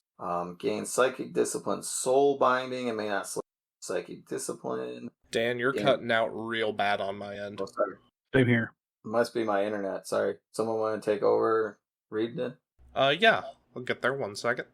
317. The Panoply of Flame. All models with Legions Astartes Wordbearers rule within 12 inches add +1 to their combat resolution and +1 to sweeping advance. He's also got Binder of Souls, which gives him the soul binding discipline, and he cannot select others. The soul binding is unique to Zardu-Leak, and no other model can claim it, seemingly. So he does get the Etheric Lightning that all Psychers get. He also gets Soul Binding. When an enemy unit declares it will make a reaction to Zardu-Leak or any unit he's joined, the controlling player can choose to have him immediately suffer perils, resolving all wounds before the reaction is resolved. If he's not removed as a casualty, that reaction is cancelled and the reactive player does not spend a point of their allotment. And if it was a limited use reaction, it doesn't get consumed. So keep in mind, as we talked about in the Thousand Suns show, Perils of the Warp, even though it's inflicted on a Psyker, doesn't have to be allocated to the Psyker. It can be allocated to the unit. So that can be allocated to his Blade Slaves, to Galvorbak, to whatever corrupted unit he's attached himself to. And then he also gets shooting attack, Telepathic Chains, 36-inch range, strength 2, AP dash, assault 4 with pinning, shell shock 3, and psychic focus. So his soul binding school, we'll call it, is sort of a knockoff brand telepathy. What's the shell shock rule do? Shell shock means that if you take a pinning check, you take it at a penalty equal to the shell shock value. So Stubborn will get around this in a way that Stubborn does not get around the normal telepathy shooting attack. And the same way that the telepathy, the other power from telepathy that's not the attack, that can just turn a unit's complete ability to react off for a single phase. His causes him to take perils, and it just undoes a reaction, but it still lets that unit react, I believe. Yep. I'd also like to make mention, he has to take the check, then he targets any model. Doesn't have to be a model with a 2+ save, doesn't have to be a model with a character, just a regular mook, and then he hits that dude. Which power are you talking? His telepathic chains. Telepathic chains gets allocated by the controlling player because it doesn't have guided fire or whatever it is that says you allocate, which is what divination has on Diviner's Dart. I did not realize that. Yeah, it's only Primarchs or Diviner's Dart or like Sniper Rule that lets you assign this. So people can choose to assign this on whoever or whatever they choose to. Now that being said, it's Assault 4, so by the time you hit 4, probably get 1 through. There's a chance they fail the armor, but you do have to fail the armor to cause the pinning check at Leadership -3. So again, markedly less terrifying than the normal telepathy psychic power. So you have to wound with a strength 2, so there's just lots of stuff that's immune to that, right? You must cause an unsaved. Yeah, that's why I thought originally that it was actual. You pick the actual guy you target, and you get to hit him with pray you get a 6, and then hope he gets a failed 3+. But at that point, Yep. It's a lot less good in essence than I thought it was. Yeah, really what you're bringing Zardu Layak along, his psychic discipline is completely functional, and it's again probably going to cause a lot less frustration than what some of the Thousand Suns or even ordinary librarian psychic powers could cause. But the real reason you bring him along is for that warlord trait to juice up your corrupted selection. And the bubble doesn't hurt. Yeah, changes to combat res certainly help. And specifically, I think you could even like stack that with the word bearer's natively occurring buff, such that if you used the panoply to tie combat, then you can have word bearers push you over the edge for it. Yeah, I don't see a reason why not. You just add 1 to the modifier, yeah. Yep. Alright, so are we ready to move on to Corfarin and Erebus, or are we gonna do Lorgar before we get to them? We got Argyle Tall. Let's go for Argyle Tall. I know he's one of your favorites. Yeah, so he is the Crimson Lord, commander of the Serrated Sun. So he comes in at 240 points. He's movement 8. That's real expensive for some of the Praetor class characters we've seen. He's weapon skill 6, ballistic skill 5, strength 5, toughness 5, wound 5, initiative 5, 4 attacks, leadership 10, 2+. So he comes with 2 demonic talons, which have special rules, umbral pinions, which are his wings, artificer armor, crack and frag. He has Master of the Legion, independent character, relentless, bulky 3, feel no pain 5+, rage 2, traitor, and warlord, the Crimson. So if he's the warlord. You're cutting out again. I'll pick it up. So he and any Gal Vorback he join gain a 5+ invulnerable save and the line subtype. And an army he's in gets a additional reaction during the assault phase. So Argyle is kind of the other side of the coin from Zardu Layak, where Zardu Layak wants you to take multiple corrupted choices. Argyle Tall is kind of standing out there saying, no, me and my boys first. Tough 5 on your warlord is wildly impressive. That's a lot of beef to chop through, especially when you consider he's going to have a 5+ behind it.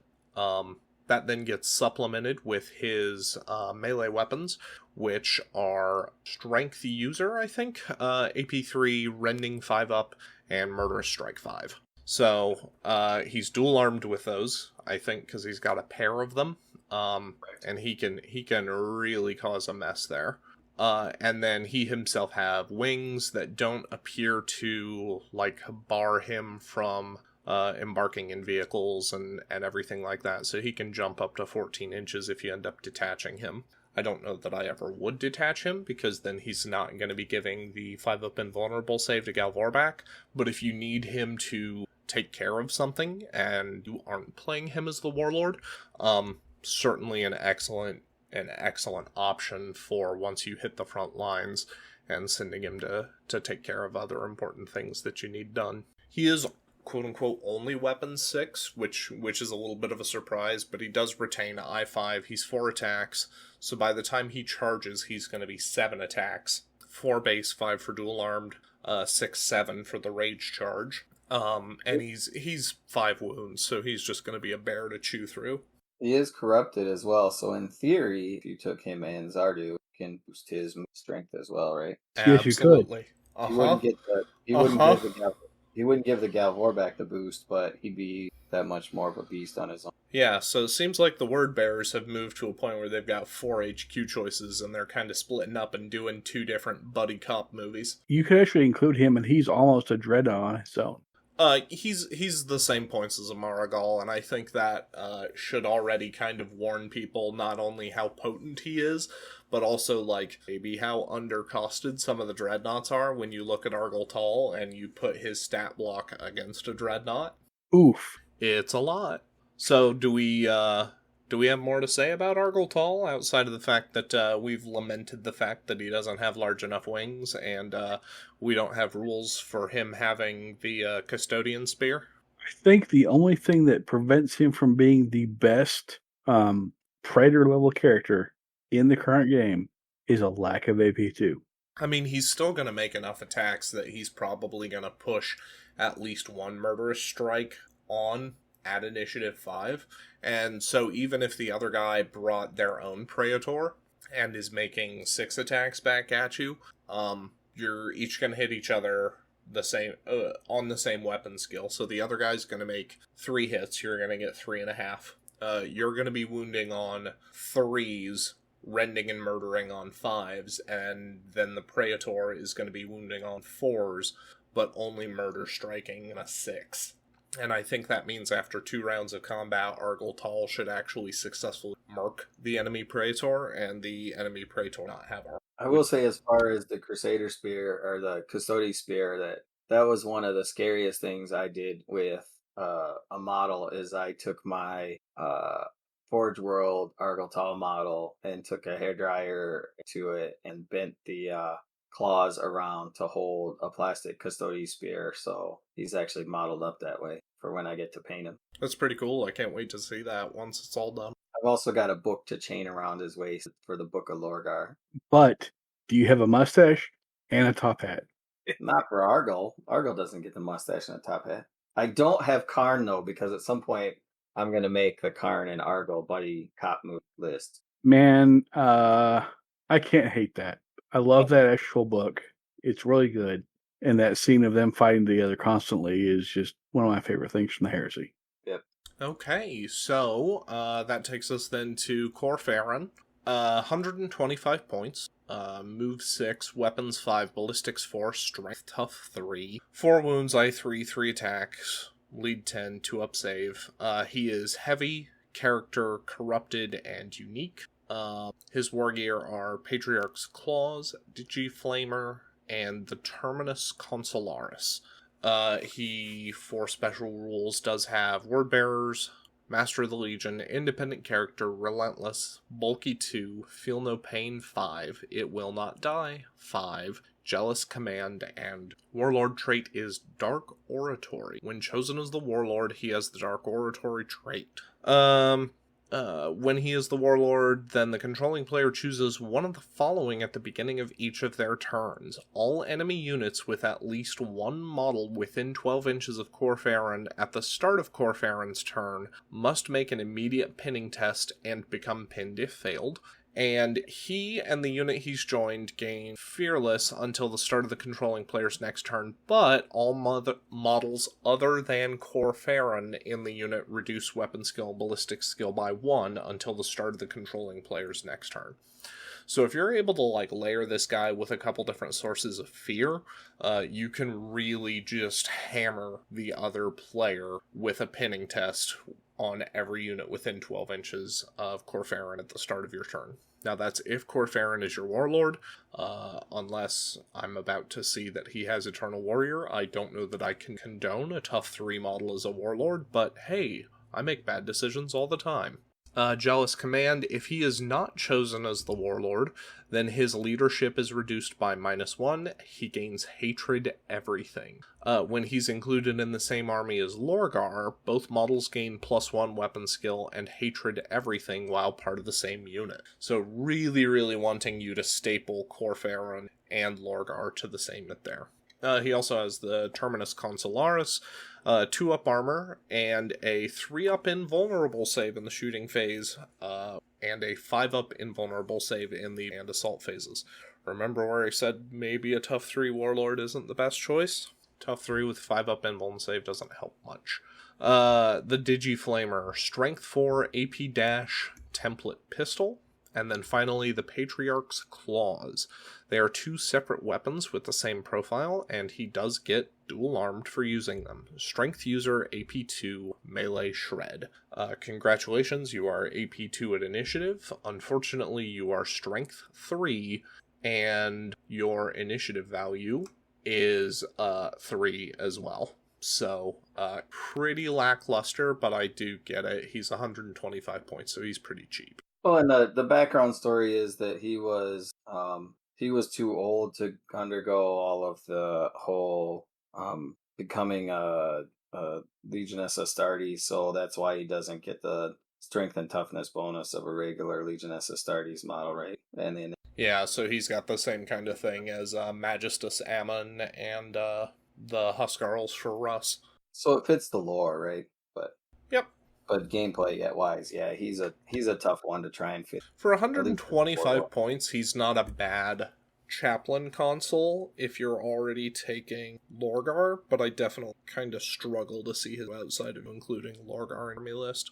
Alright, are we doing Erebus or Lorgar next? I think we're saving Erebus for last. Yeah, Erebus, that deserves last because he screws everything up. Alright, Lorgar it is. 1 second. Am I still cutting out pretty bad? Little bits here and there, but it's getting a little better. Alright, Lorgar, 415 points. Movement 8, Weapons Ballistic 6, Strength and Tough 6, 6 wounds, I6, 5 attacks, lead 10, 2 up armor. He may become Lorgar Transfigured for the low price of 25 points. We'll talk about that in a second. He has the Armor of the Word, the Illuminarium, Devotion, and Frag Grenades. He also has Legion's Astartes Wordbearer, Master of the Legion, It Will Not Die 4+, Crusader, Fortress of the Mind, Power of the Word. He is considered a traitor. Shocker. His Warlord trait, Sire of the Word Bearers.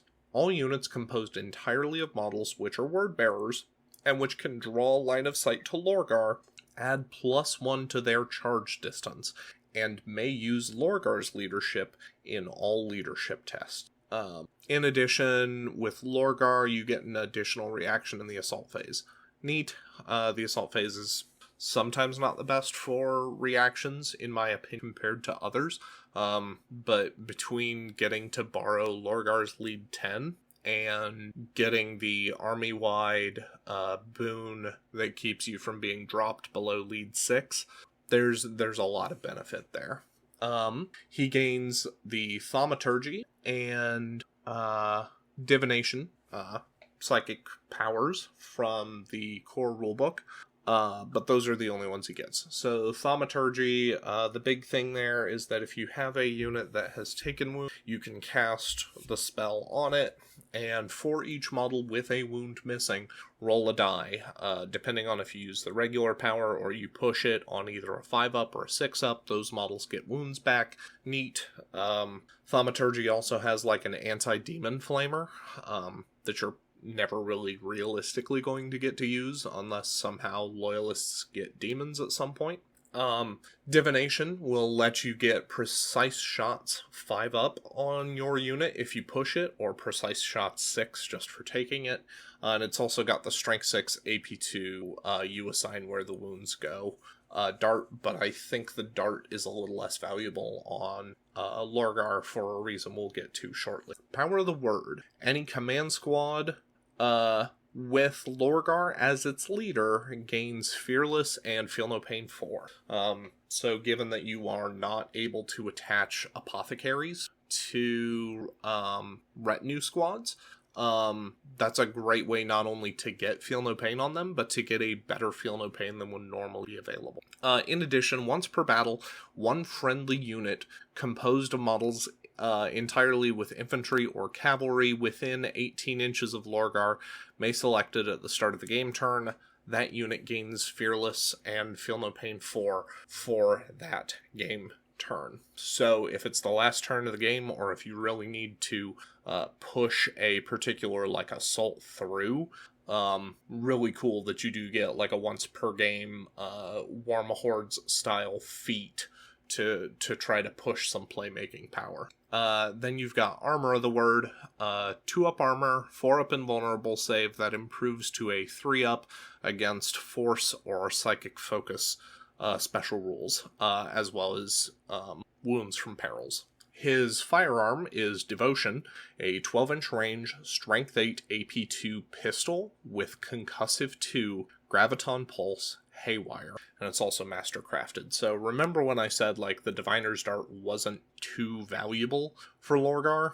This is why. This gun will cause instant death to most Astartes targets, and given that you as a Primarch already get to allocate your wounds, this gun is probably a little better on average than bothering with casting the spell, unless you specifically depict somebody off who's not in line of sight.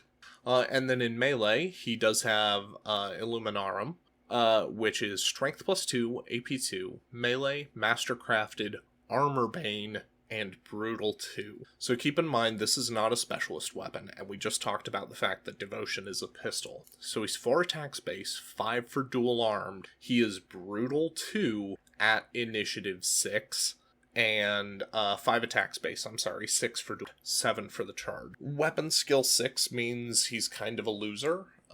You'll get to hit Dreadnoughts on 3s, which is exciting, but even an ordinary Praetor, you're only going to hit on 4s.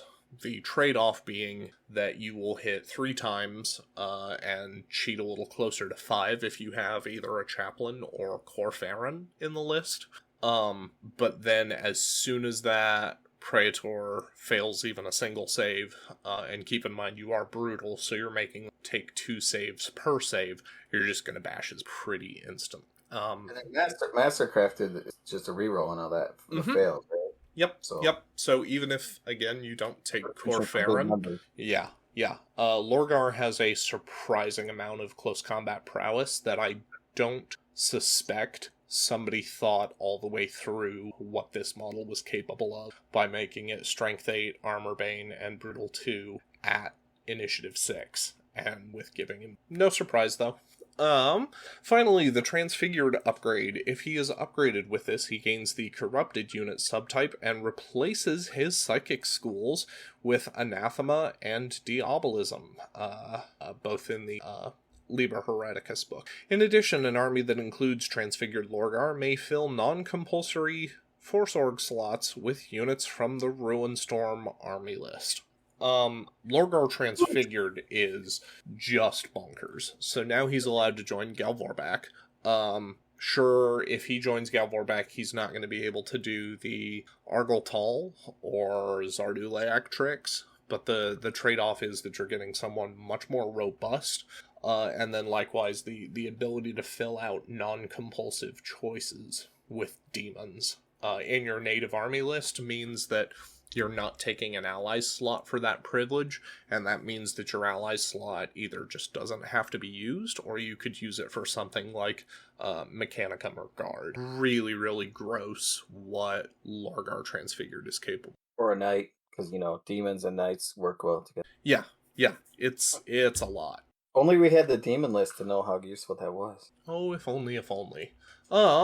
So with Lorgar covered, that's going to bring us to Snidely himself, which is Erebus. High Chaplain Erebus. 165 points, movement 7, weapons ballistics 5, so no weapons 6 kick, strength tough 4, 3 wounds, I5, 4 attacks, lead 10, 2-up armor, 4-up invuln, courtesy of his Iron Halo. He has a plasma pistol, the Crux Malefica, as well as fragging, crack grenades. He is a character, Psyker, he is corrupted, and he is unique, no surprise. He's a word bearer, he has Master of the Legion, independent character, relentless, hatred loyalists, fearless, harbinger of chaos. He's a traitor, no surprise, and his warlord trait is Shadow Behind the Throne. When he's the army's warlord and part of a unit composed entirely of a single unit of Legions Astartes, no wounds may ever be allocated to him, regardless of the attacking model's rules or effects, as long as there is another model in his unit. If he is engaged in a challenge, this rule does not apply. However, If his controlling player chooses to refuse a challenge for a unit that includes Erebus, the opposing player loses the option to stop one model from participating in the combat. So Erebus can even just strong-arm his way out of challenges without adverse effects. In addition, in an army with Erebus as its warlord, you get an additional reaction in any one phase chosen at the start of the battle, as long as Erebus is still on the table. Extremely potent. The Crux Malefica is Strength +3, AP 2, Melee, and Initiative 1. Harbinger of Chaos. You may select up to 3 non-compulsory Elites or HQ choices, and choose them from the Ruin Storm list. They must begin the game in reserve, and may only enter through Breach the Veil Psychic Power. And he does gain the Discipline Harbinger of Chaos. He gains Breach the Veil and Etheric Lightning. Breach the Veil is the power that the Esoterist gets to summon demons. So Yes, so he can summon stuff that we have not, as of this point on September the 4th, seen yet in the rules. So the what I pulled from that, because I haven't read this yet, is that basically when he's being shot at, he picks up one of his homies and goes, pick him, and then keeps on rolling down the road. Yeah. Okay. Classy guy. pretty much. I mean, in the books, he can teleport and stuff, so. Mm-hmm. So, with these characters kind of reviewed and picked through, is there any of these outside of where we talked about, like, what Zarduleak and Argoltal, what those two are kind of capable of doing with Galvorback? Is there anything else that really jumped out at anybody here? My Erebus and Argoltal list is exactly as useful to put them together as it was, but I'm going to do it still because I think it is a cool background. You know, I'll really hinge off that. Erebus does give Hatred Loyalists, and I think that rule is one to many. So when he attaches himself to that Galvorback squad with Argoltal, he's still going to give him Hatred as if he were a chaplain. And I think that's something that's of particular note to me, is that until or unless you corrupt or transfigure Lorgar, the other 4 named HQ choices have corruption native. And that really, really kind of should signal to you as loudly as possible what word bearers as an army list want you to be. They want you to take an HQ choice. They want you to put it in a unit of Galvorback and really juice that unit. And they want that to be part of the wrecking ball that you send through enemy lists and enemy lines as part of your strategy. And Argol does give one unit a line. If you... Yeah, I think Argoltal... if you put a gun to my head and asked me which of the 4 I thought was more powerful and effect, let alone as a standalone character on the table, I think you're going to see a lot of Argoltal until or unless you see people who are playing Transfigure. I know Zarduleak was a big standout last edition, and I don't immediately see that changing, especially if you want to include a Marigal and maybe find a way to get another corrupted unit in there so that you can hit all 3 for Zarduleak. Obviously, he could just select himself, depending on how that's all worded. But that's certainly something that I think we're going to see a lot of. So, with our word bearers review behind us, I think that's going to wrap up this show for us. Thank you for joining. I've been Jacob, and this show I've been joined by Dan. Duncan. Jack. John. Jamie. We're glad you've been with us, and we'll see you next episode. Remember, stay accountable to your hobby and to your buddies.